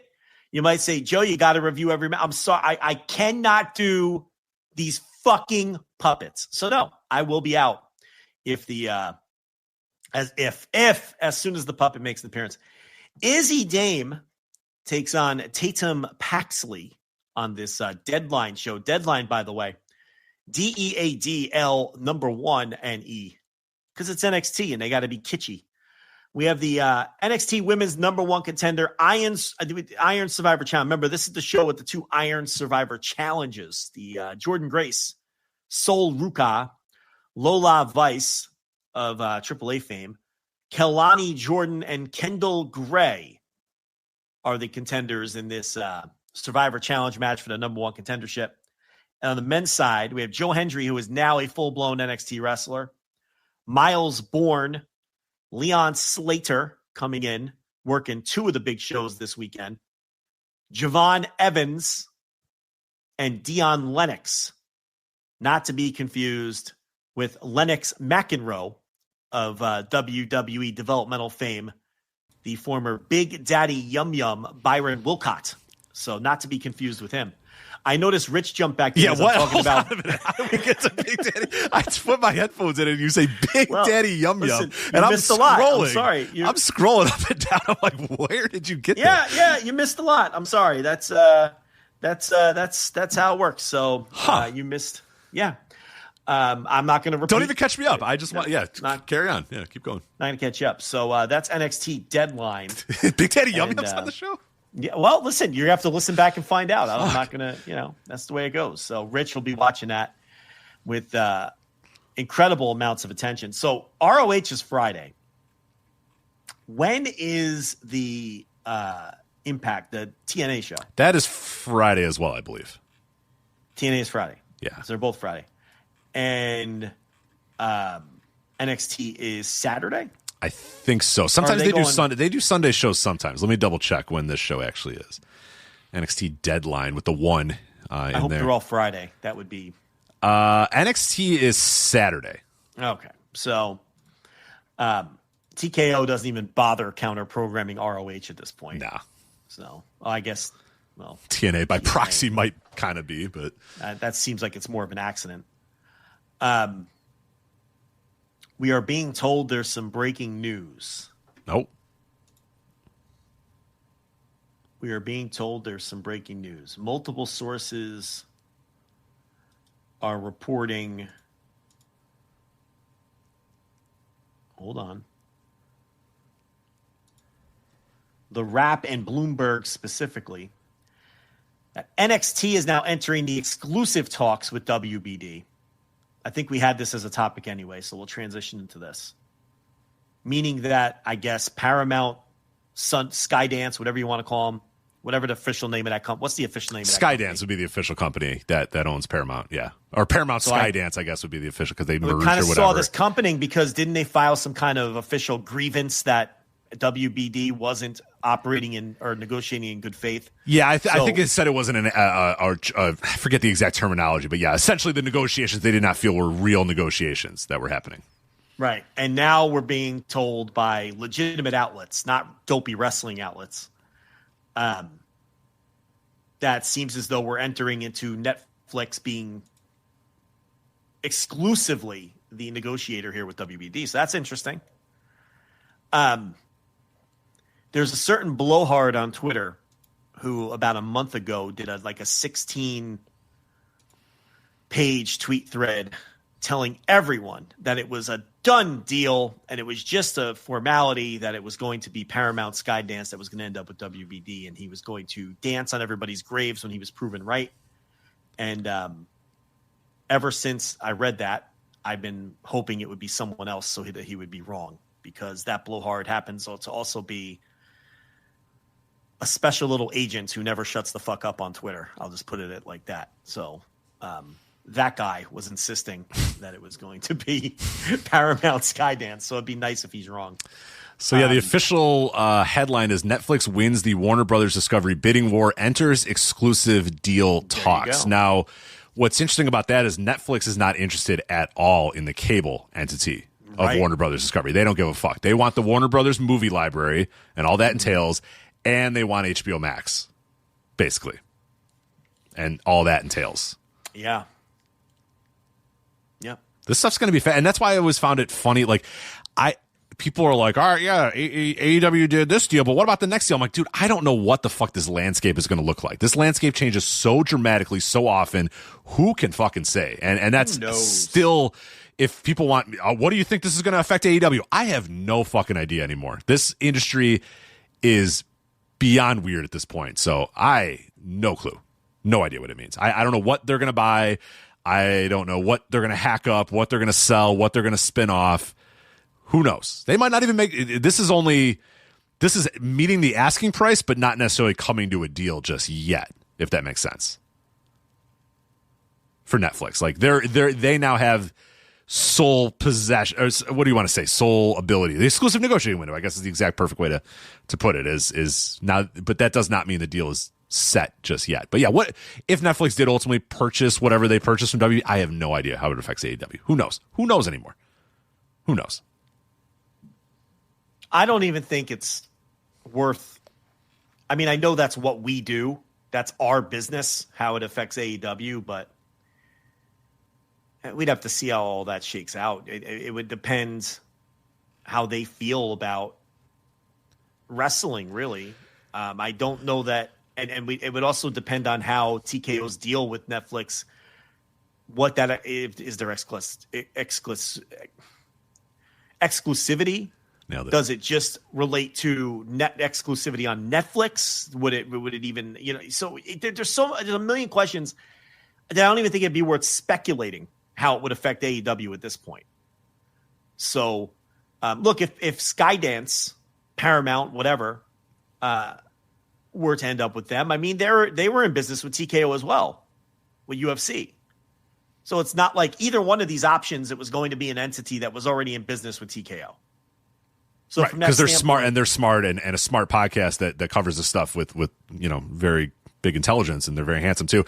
Always says that like a big reason why TKO wants to make sure that they spread their wings as much as possible is because then it becomes impossible for a marketplace competitor to sign a TV deal, because it's like, well, they're in bed with WWE, they're in bed with WWE, they're in bed with WWE, and if they have enough pull with these networks, they can then say, hey, just so you know, or literal exclusivity. or they have, exactly. We don't know the terms of contract, but they might say that we are the sole, sports entertainment property that you can own or whatever. And then, if you have, or you can have on your networks or whatever. And then, if you're with 4 or 5 different entities, then there's nowhere for you to go. And that list of places to go shrinks by the day, and now shrinks even more potentially here. Yeah, this is the kind of thing where I'd have to see it all shake out, and then we'd have to find out. I mean, once we got closer to a deal and smart people started poking around and poking into it, we'd have a better feel for what it would mean for AEW, because Netflix isn't thinking about AEW at all when they're making this deal. Yeah, and I was going to say, that's another thing too, is like, big picture, it's like, who cares? I mean, this is small. This is the smallest of small and they potatoes. don't even want the networks. But even if someone wanted the networks, why would their first instinct be, let's get rid of one of the best performers on the networks? Right. Because TKO says so. Well, if TKO doesn't have if we don't have some kind of contract with them that dictates that we can't do business with one of their competitors, why would I take that thing off of these networks I just bought when it's one of the top? Why would I do that? How does that benefit me? And that's besides the fact that AEW has a contract for 2 more years anyway. So, again, and now you're looking 2 years down the line. And as you just said a few minutes ago, 2 years now is like, it may as well be 50 years in terms of how much things change. Also, and Netflix has outs too in their contract too. They might. Right. We don't know that they might not say, you know what, we don't want any of this shit. Get all this. Which another transition to another topic as we burn through these last few topics. Raw out of the Netflix top 10 for the first time ever. Yeah. Which you did a write-up on behind the paywall. Yeah. So what's interesting about this is, first glance, you'll get the headline and you go, whoa. They're out of the Netflix top 10. And I wrote that article, for the first time in 46 weeks, they're out. And that's at flagshippatreon.com, by the way. Another free article. Again, you don't have to pay. You can sign up for free on there. And then if you like our paid content, you can just upgrade from there. But flagshippatreon.com, you can sign up for free. We recommend doing that. But they're out of the top 10 for the first time in 46 weeks. But when you really look at it, I don't know if it's like a grandiose, that proves that WWE is, failing on this Netflix platform or whatever. Stranger Things came out this week, and that had somewhere around 83 million views this week. That's 2 weeks ago, the week of November 24th to the 30th or whatever. A lot of people watched Stranger Things, and that seemed to cause a lot of issues in this global top 10, because what happened is, like I said, 83 million or whatever the fuck, or 59 million or whatever million people watched the new episode of or the new season of Stranger Things.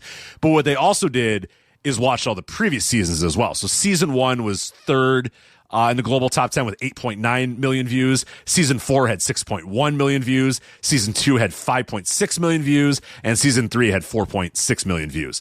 So basically, all these random seasons of Stranger Things all flooded up this top 10 and basically pushed everything up pretty high. And the number 10, I should say, Mark Rober's Crunch Labs season 1, that had 4 million views, and that was number 10. So Raw had anywhere between 0 and 4 million people that watched it. Right. So it could have actually been up. Yeah. And most weeks they're at like 3, 2.7, 3, 2.5, like that sort of range there. So it's hard to say. Number 10 was 4 million. They don't get anywhere near 4 million views anymore, so they weren't going to be there. I wouldn't take this as some grandiose thing. We'll see next week. When we get the fallout from Survivor Series, that episode of Raw, how that does. But I would assume they're going to be back in the top 10 because they're usually in the top 10 and they're usually a decent performer. But it's still it's worth noting. And what's fun about this, I think, or interesting about this, we will now never know how many people watch this episode of Raw. In our new life with these shows being on streamers and these shows being on weird play, we'll never know. I mean, maybe somebody will get it but as far as we know, who knows? It could have had 3.9 million people, but it didn't have enough to get to the top 10. We'll never know. This will always be in history, in WrestleNomics. It'll always just be an X or a question mark or a 0 or a dash. We'll never know. But I wouldn't take this as some big thing. We'll find out next week if it's a trend, but I don't think it's a big deal.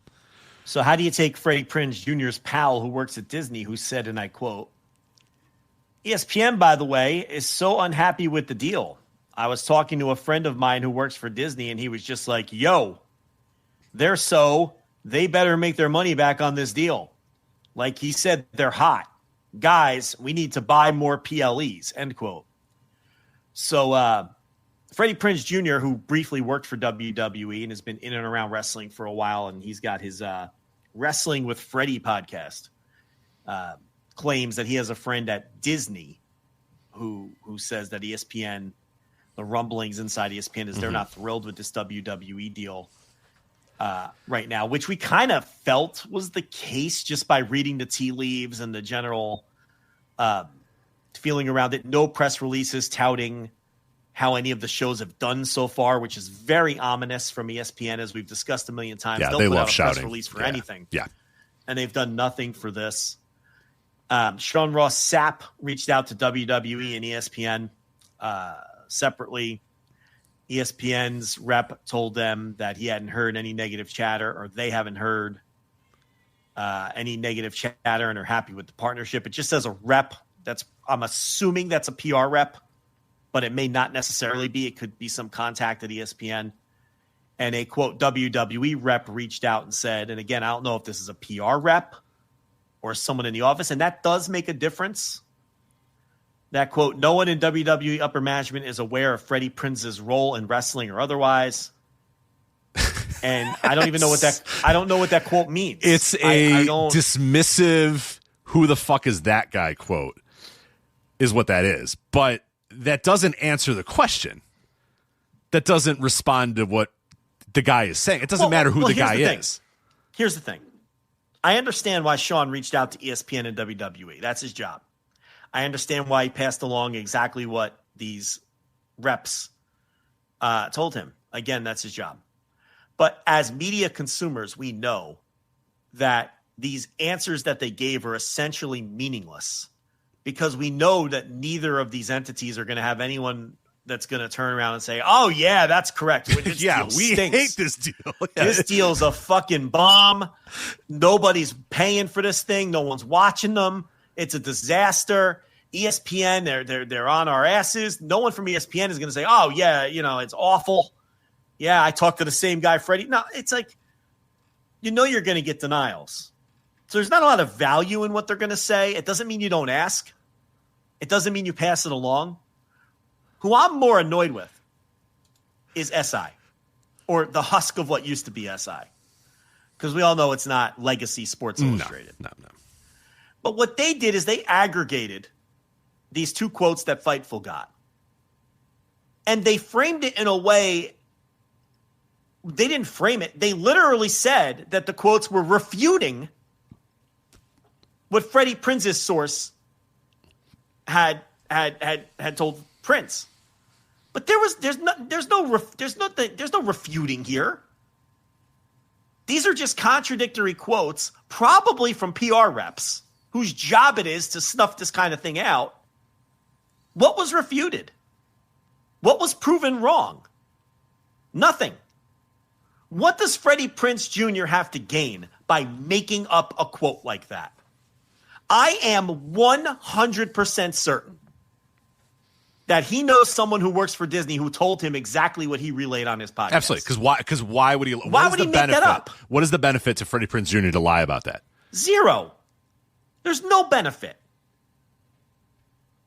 None. And none of that was refuted. But the way that SI framed their headline and their article was they couldn't wait to defend the honor of Daddy WWE. It's sickening. It's sickening. Who's the guy who wrote that? I want the guy's name who wrote that. Yeah, I don't know specifically. I could try to figure that out for you. Rich. Oh, yeah. Uchino or something like that. Let's make sure that's the guy. I don't want to bury the wrong guy, but I mean, what kind of work is that?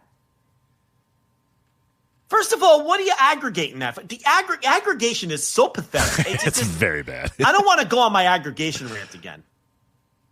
But these are nothing quotes.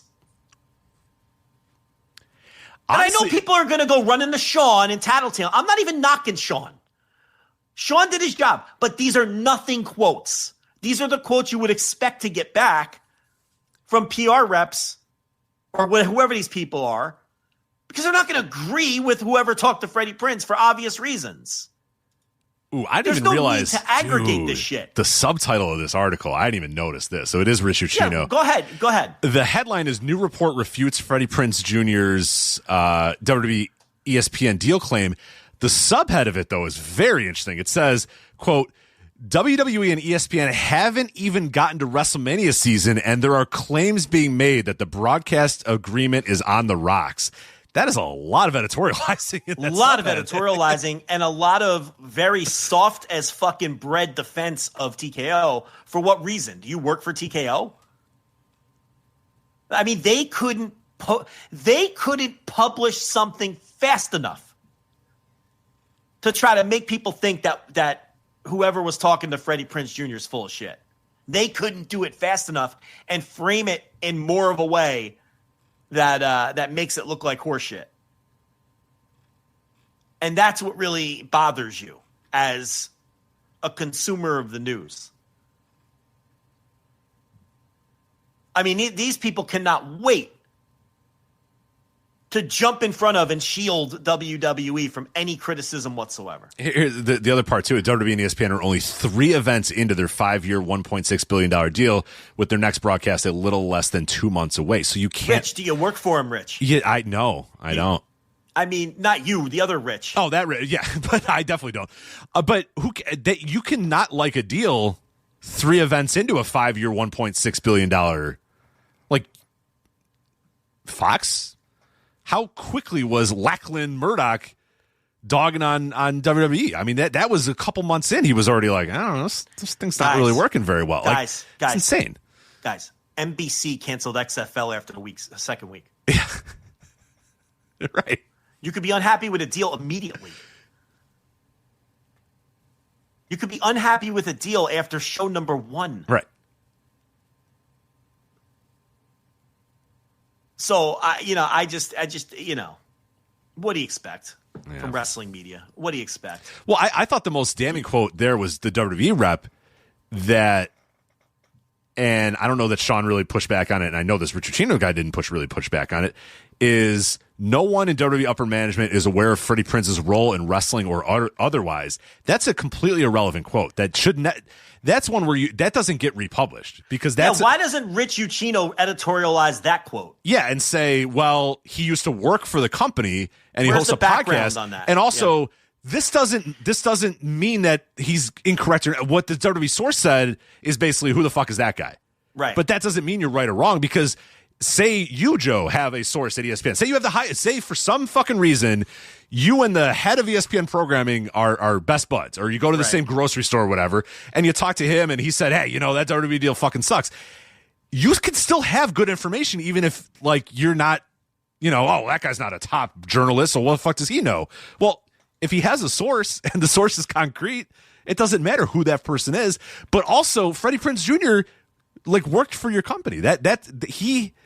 I just find that quote very weird, because that's basically them saying, we're not going to tell you whether he's right or wrong, but who the fuck is that guy? We don't even know what he does.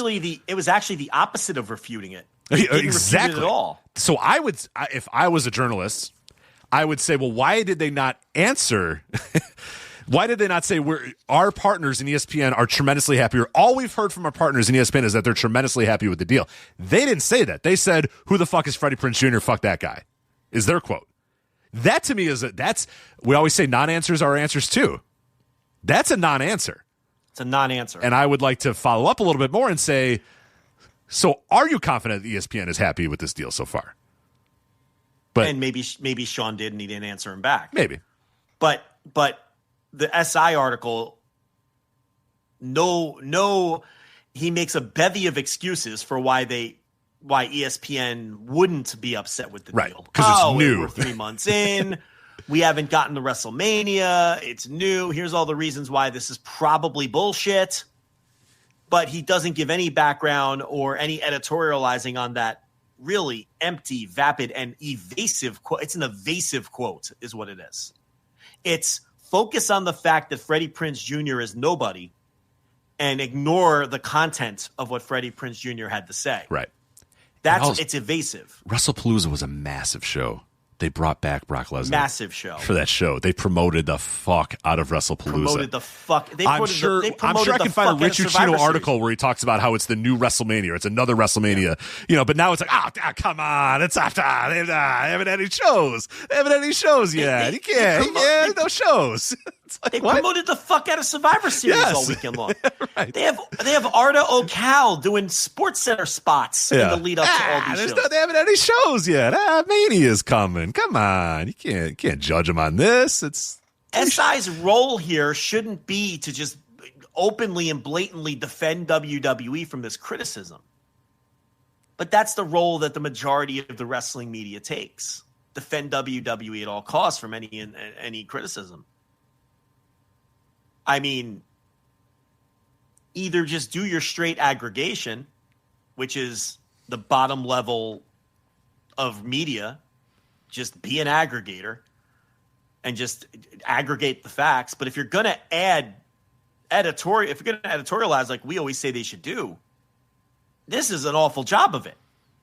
Right. You editorialize by adding context to the quotes, not just throwing in needless, like you're not what you're supposed to do is say, despite, Freddie Prinze Jr., despite the fact that WWE says that he's nobody or nothing, like he's a former employee and here's this sort of stuff or whatever. Right. And yes, WWE is new to this deal or whatever, but, you cannot like a deal. There's ways to approach the editorializing. Or how about we haven't seen any numbers in the form of a press release or anything else. Conspicuous by its absence are any press releases. And instead it's like, I'm sure they're fine with it. Like the editorializing is just like without any sort of basis in facts or reality. He's defending the company like it's his little sister is what he's doing. And you don't have to do that. And we see that so often with these guys because they're devoted fans is what it comes down to. Yeah, it's weird.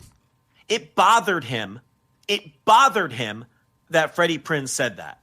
And once he had something he could aggregate where he can step on a fucking soapbox, he took the opportunity to do so. For whatever reason you want to conjure up. A lot of people go even further and they say, they want to retain relationships with WWE. I think a lot of times that's going too far with it. I don't know if that's necessarily true. I just think these people grew up as fans and they're emotionally devoted to the product and they just have this compulsion to defend it. I think that's what it is. And when you combine that with not really being a professional, this is the result you end up with. Eddie Kingston versus Josh Woods added to ROH Final Battle. All right. Breaking news 5 minutes ago. Ahead of Eddie Kingston versus Samoa Joe. Indeed. A tune-up match for Eddie Kingston. For winter I wonder is coming. Can I bet on that one too? Or I would love the betting market on that one, yeah. Don't like Josh the Goods Woods' chance in that one. So I think Eddie might win that. A little back fist for Josh Woods in the old mouth guard for him, but all right. Well, yeah. Tell me about this King of Gate final. Yeah. Okay. So actually, what I'm going to start with first is November 3rd, 2025. So about a month or so ago. Well, actually, a month and a month and 1 day at this point. November 3rd, Gate of Destiny show from Osaka, Dragongate. It is free on YouTube, this match that you have to watch. Everybody listen to this. I encourage you to watch this match. It is great. It's an Open the Twin Gate match. Love and Peace. Jackie Kamei and Rita defeated D-Courage, the Dragon Dia, and Yuki Yoshioka. It was fucking great. Alan Cunahan recommended it to me, and when Alan recommends something, you gotta stand up and listen a little bit. He doesn't usually recommend anything that he doesn't truly believe you're gonna like. And he told me, hey, I think you're gonna love this match. And Case and Mike both recommended this match to me too. And I for whatever reason I held off on it, and then I saw it was free on YouTube, and I was like, fuck it, why not? I'm up with the baby, why not?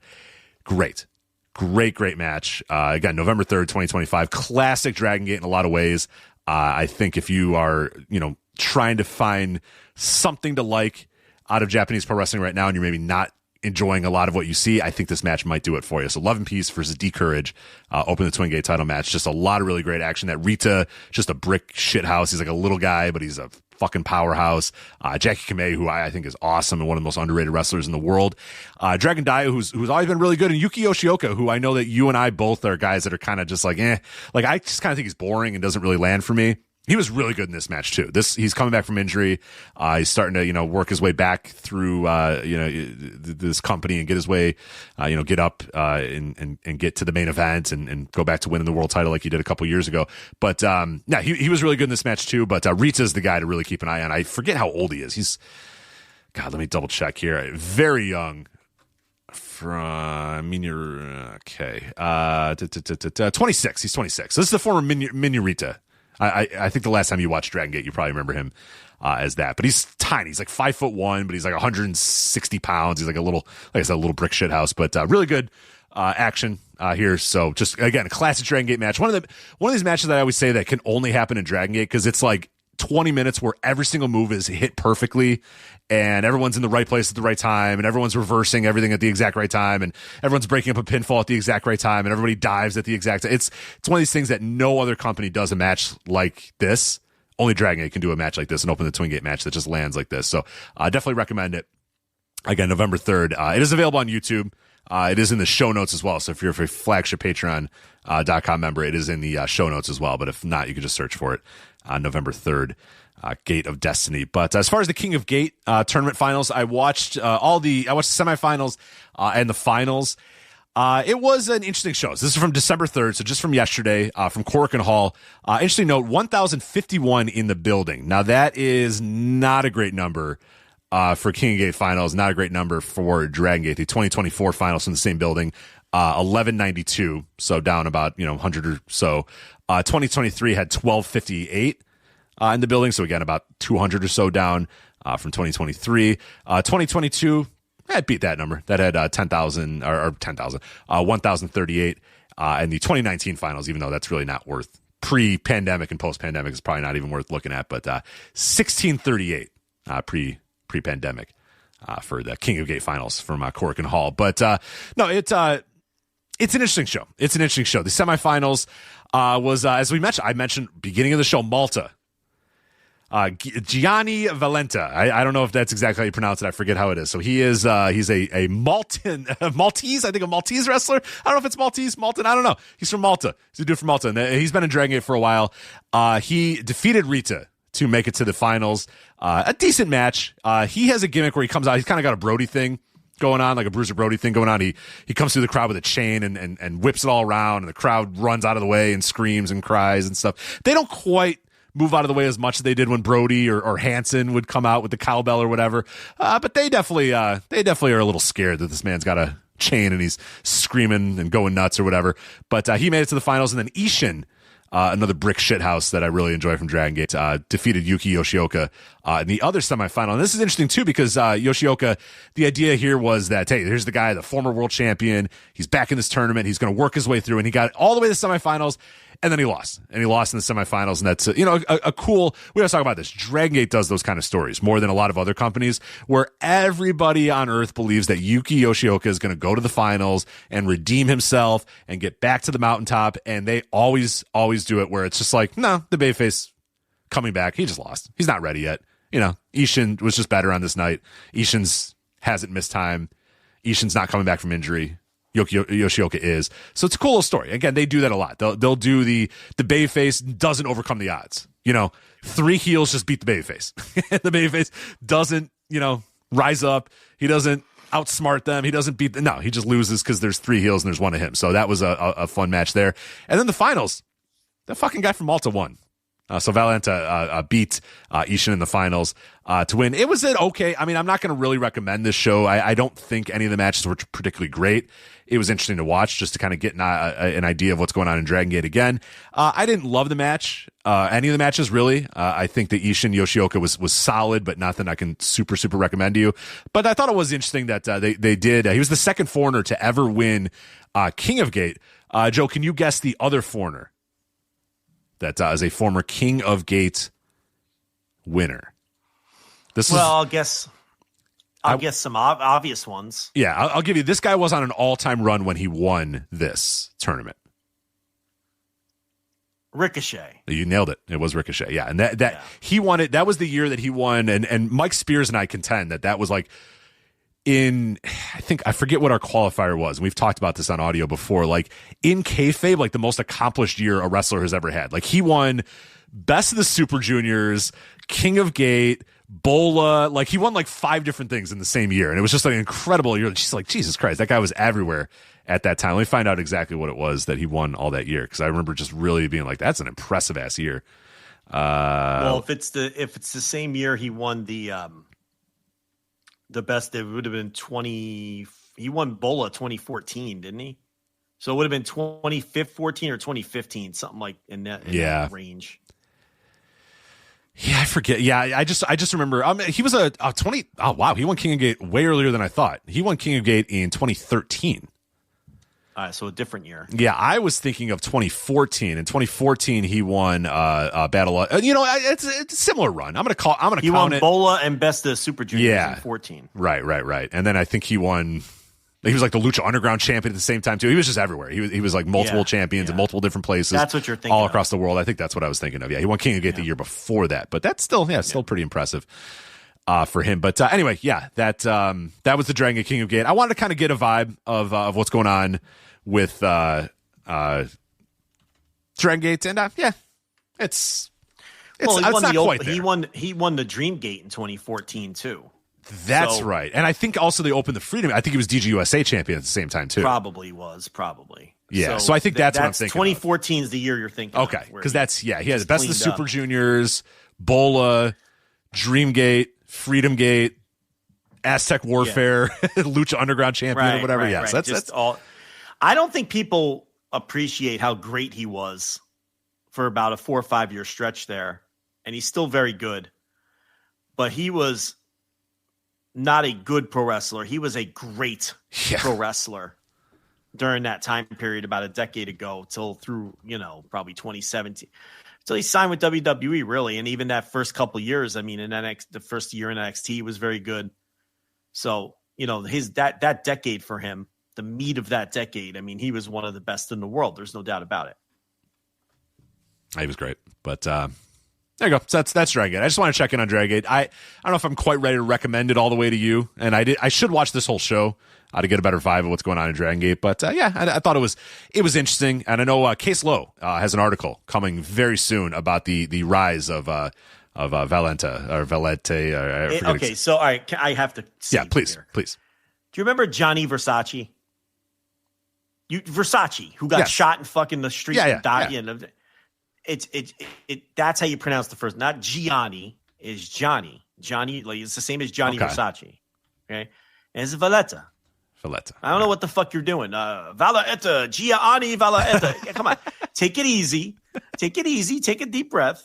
All right, it's not as hard as it looks. You panic too much. It's not as hard as it looks.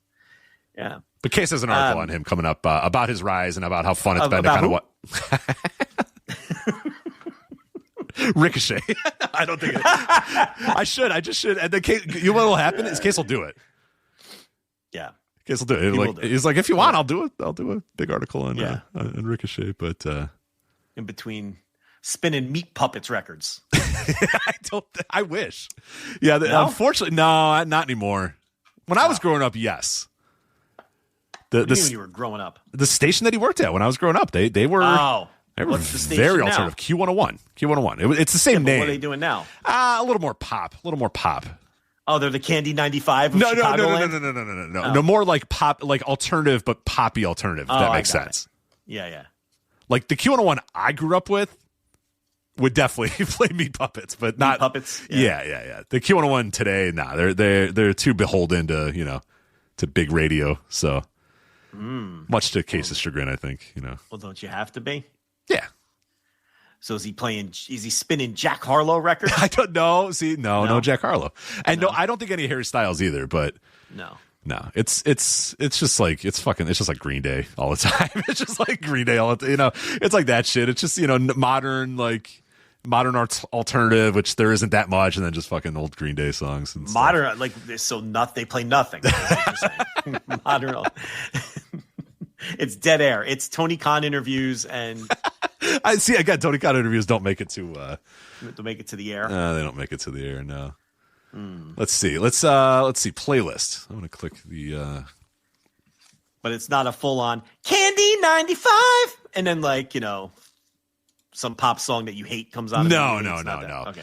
So here's the lineup right now. Mountain Joy, 9 Inch Nails, Turnstile. You know the Turnstile at all, Joe? Keep going. Yeah, Lenny Kravitz.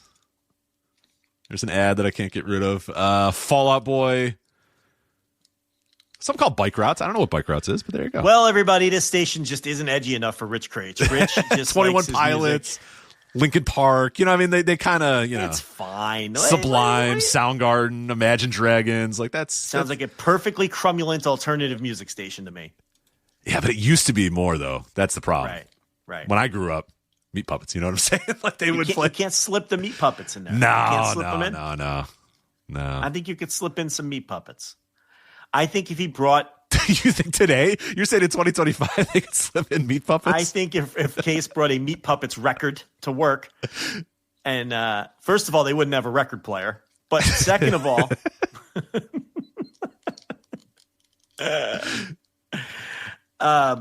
I think he could slip it in there. I think he could sneak it in there based on what you've told me. Okay, well, hopefully, yeah. I think Case's mission is to get a Meat Puppet song Does on Case the air. like Meat Puppets? Do we know that? I don't know. It doesn't matter. He needs to get a Meat Puppet song. If there's not a Meat Puppet song as your next Thursday Dynamite review song, we've really failed. Or is there an interlude? Hey, perfect idea. That Flagship Plus you're going to do where you review Final Resolution. No, you just want me to At get... NXT Deadline, you could use Meat Puppets as the bridge between the two. Yeah, as the two between the two. I don't like to make the music selections gimmicky though. Yeah, like I could have went with, the Killers this week based on what went on in the Discord, or I could have went with Seven Nation Army. Yeah, and that would be too gimmicky. Right. Two on the nose. What I'm saying? Two on the nose. Two on the nose. Yeah, I don't want to make the music selections gimmicky. I have a Q. A Q as the Europeans say. I have a Q. Q U E E U E U E U E. You're in the queue. You're in the queue. I'm in the queue. Is Meat Puppets in the queue? See, I don't know. Are they? I don't like to reveal. Yeah. But I have to catch people off guard with stuff sometimes. But I just don't. I don't want to make it too on the nose, like you're saying. Yeah. And now Meat Puppets might have to be disqualified, right? Yeah. I can't come out with Meat Puppets now after we just talked about the Meat Puppets. That's a pretty deep cut, though. You think if you played that people would know what the fuck you're. That would be. I think most of the songs you played so far, a lot of people are like, "Oh yeah, I recognize that." I do think it might be a little too much. Well, it depends what Meat Puppets. Well, yeah, I guess you're right. They're pretty. Not that deep in the weeds, right? I don't know. I'll put up a poll for a couple minutes on the while we do our last topic here. What song would people know? They'd probably know. You might be right. Backwater. They would know Backwater 1,000%. But they might not know who it is. Yeah.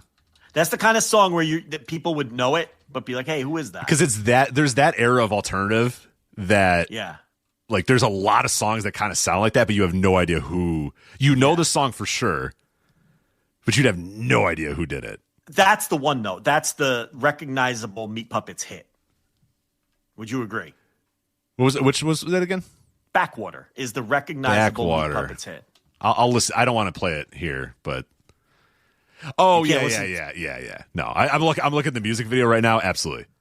That's the one that people would be like, I know the song, even if they might not know who the artist is, I think. I think that if I played Lake of Fire, they might be like, wait, I thought that was a Nirvana song. Because Nirvana covered that, right? And that would be another one.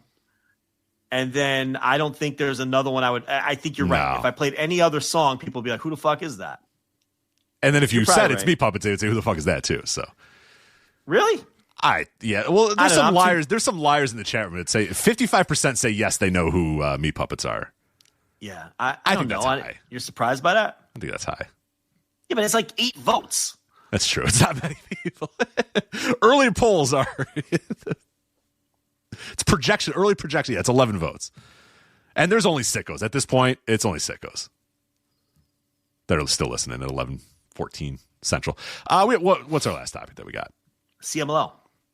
Oh, yeah. The Dream Matches. That's coming up on 19th, right? 19th. Let me get the Friday, December 19th. Yes, we have a CMLL versus AEW kind of a couple matches so far. I don't know if the whole show's going to be that. Did you get to last Fridays or no? I watched the Claudio Gran Guerrero match. That's all, though. All right. Did you watch that? Yeah. Yeah, I watched the whole show. Oh, how was the whole show? Real quick, if you. It was all right. I mean, I thought that the on the business end, well, I'm sick of the Chavez brothers, like most people are. So I just don't want to watch them wrestle anymore. But that was really it was just a match against Garcia and Wheeler. I mean, it was fine. But because I'm so sick of them, I watch with gritted teeth. I thought Claudio and Gran Guerrero was really good. It was really, really good. Yeah, a lot of stakes, a lot of energy to it, and those guys worked their asses off. Claudio in particular, he's taking bumps that he ain't taking on. Well, I haven't seen Gran Guerrero work that. Listen, I don't watch Gran Guerrero work all the time, obviously, but can't recall last time he worked that hard. I mean, he worked really hard too. So they're setting up Claudio versus Ultimo Guerrero. Well, I guess we'll get to that. Yeah, that's going to be at this Dream Matches show. But Claudio won the prestigious CML heavyweight title, and poor Cubs fan had to do a whole article that was like, okay. Oh, did he? Yeah, he did like a whole question and answer. It was like, does this title matter? No, it doesn't matter. Will Claudio defend it more often than Gran Guerrero? No, probably not. Will he probably lose to Ultimo Guerrero? Yes. Will Ultimo Guerrero defend it more than Gran Guerrero? No, probably not. Like, people, and do you remember Getting the one ahead of the questions? Yes, I guess? yes, because people think, "Whoa, the CML World Title, that's incredible."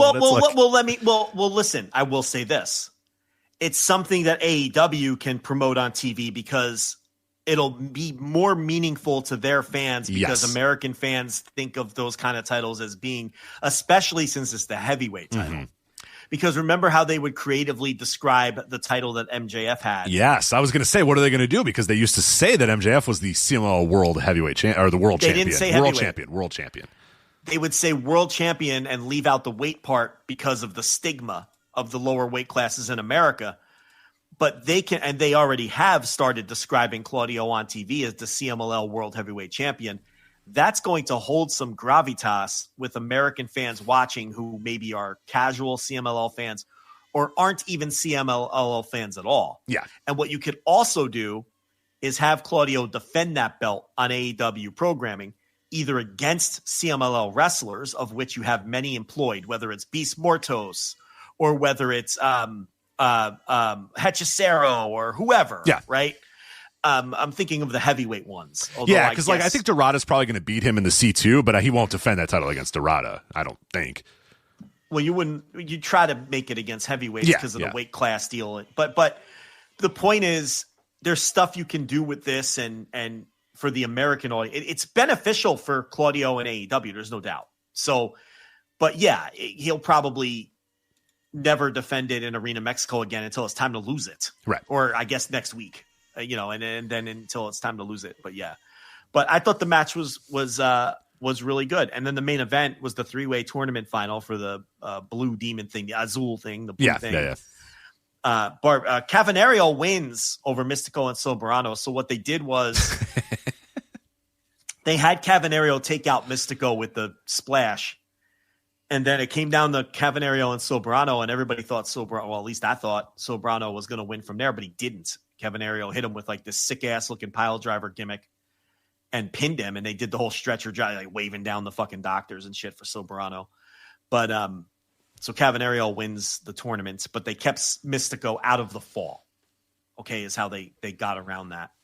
And it was like, Cavanario and Soberano, it was almost like a 2-on-1 match for long stretches.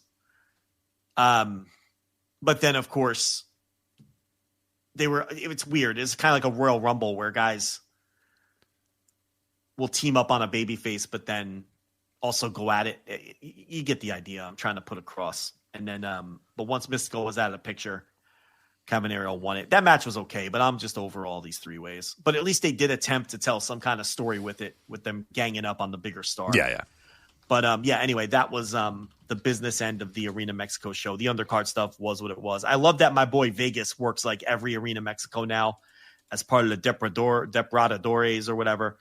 And I love that they're starting to feature. They weren't on this show, but I love that they're starting to feature Coyote.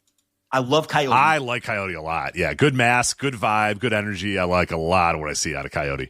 Yeah, and he teams with Polvora, and they've been ripping people's masks off and shit.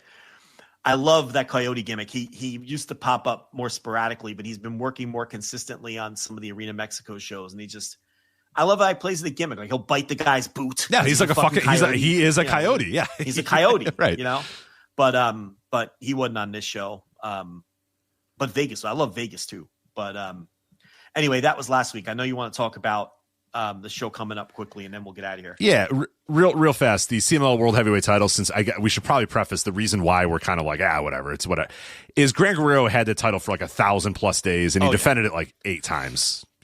In history, like he won it in 2022, defended it 1 time in 2022, twice in 2023. Twice in 2024 and 2 times in 2025, and then lost it here to Claudio. So it's not a title that really matters. It's not it is the CMLL World Heavyweight title, but it really truly doesn't matter in that company. It's not the way we think of American heavyweight titles. No, none of the titles matter unless a huge star. If Mystico has a title, the title matters. Yeah, right. It's not. And the other thing is the heavyweight champion isn't automatically the top guy like it is in America.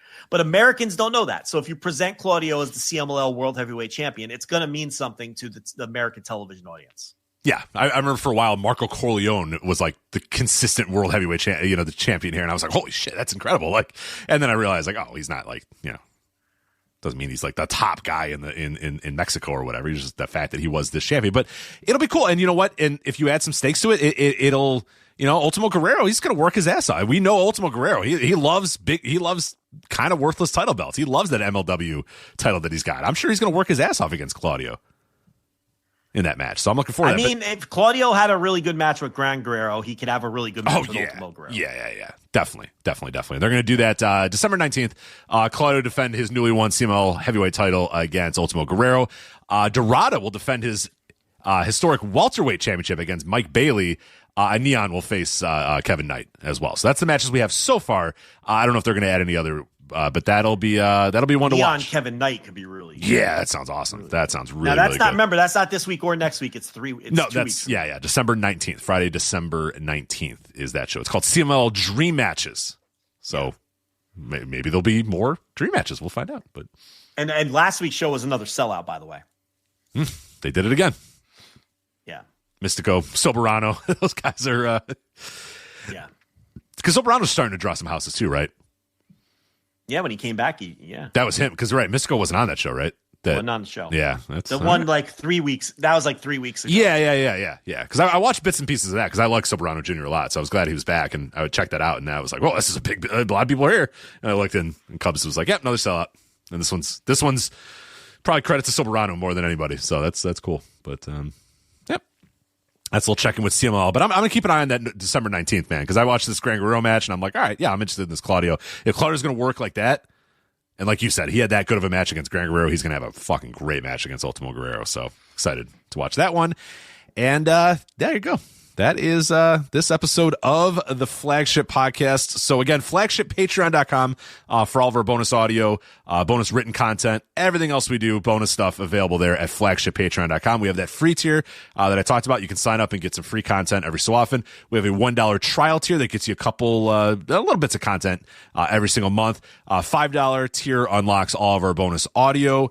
And then $10 tier unlocks everything we've ever done and everything we ever will do. Live shows, Flagship Live, you can listen to every single Thursday night, instant reaction lives, all the written content, all the audio, all the archives, everything we've ever done is available there on that $10 tier at flagshippatreon.com. So that is it for us. That is Joe. I'm Rich. We'll talk to you next time. Take care. Bye. My name is Tyler Fornes, and I am one of the co-hosts of The Good, The Bad, and The Hungy AEW podcast here on the Voice of Wrestling Podcasting Network. We take a broad scope approach to the world of All Elite Wrestling and the entire universe of Tony Khan. We talk about the big matches, the big stars, the promos, the storylines, and we also look at it from a big picture perspective. How are things going to change over the course of the next 10 years with AEW still in the picture? How are companies like WWE going to adapt and adjust to AEW? Are they going to be a similar way like they did with WCW in the late 1990s? Will there be a counterpunch? We talk about all of that and more on The Good, The Bad, and The Hungy every week on the Voices of Wrestling Network. Hello, Voices of Wrestling listener. Dave Ryan here. Have you ever wondered to yourself, how many hidden gems are hidden away inside the last years of World Championship Wrestling? Have you ever asked yourself how many tenuous gags can be made about the name Mike Enos? And have you ever thought about what it sounds like for two Irishmen to interpret a very chaotic company through its B-show? The answers to all this and more are just a click away. Check out Days of Thunder every second Thursday on the Voices of Wrestling Podcast Network.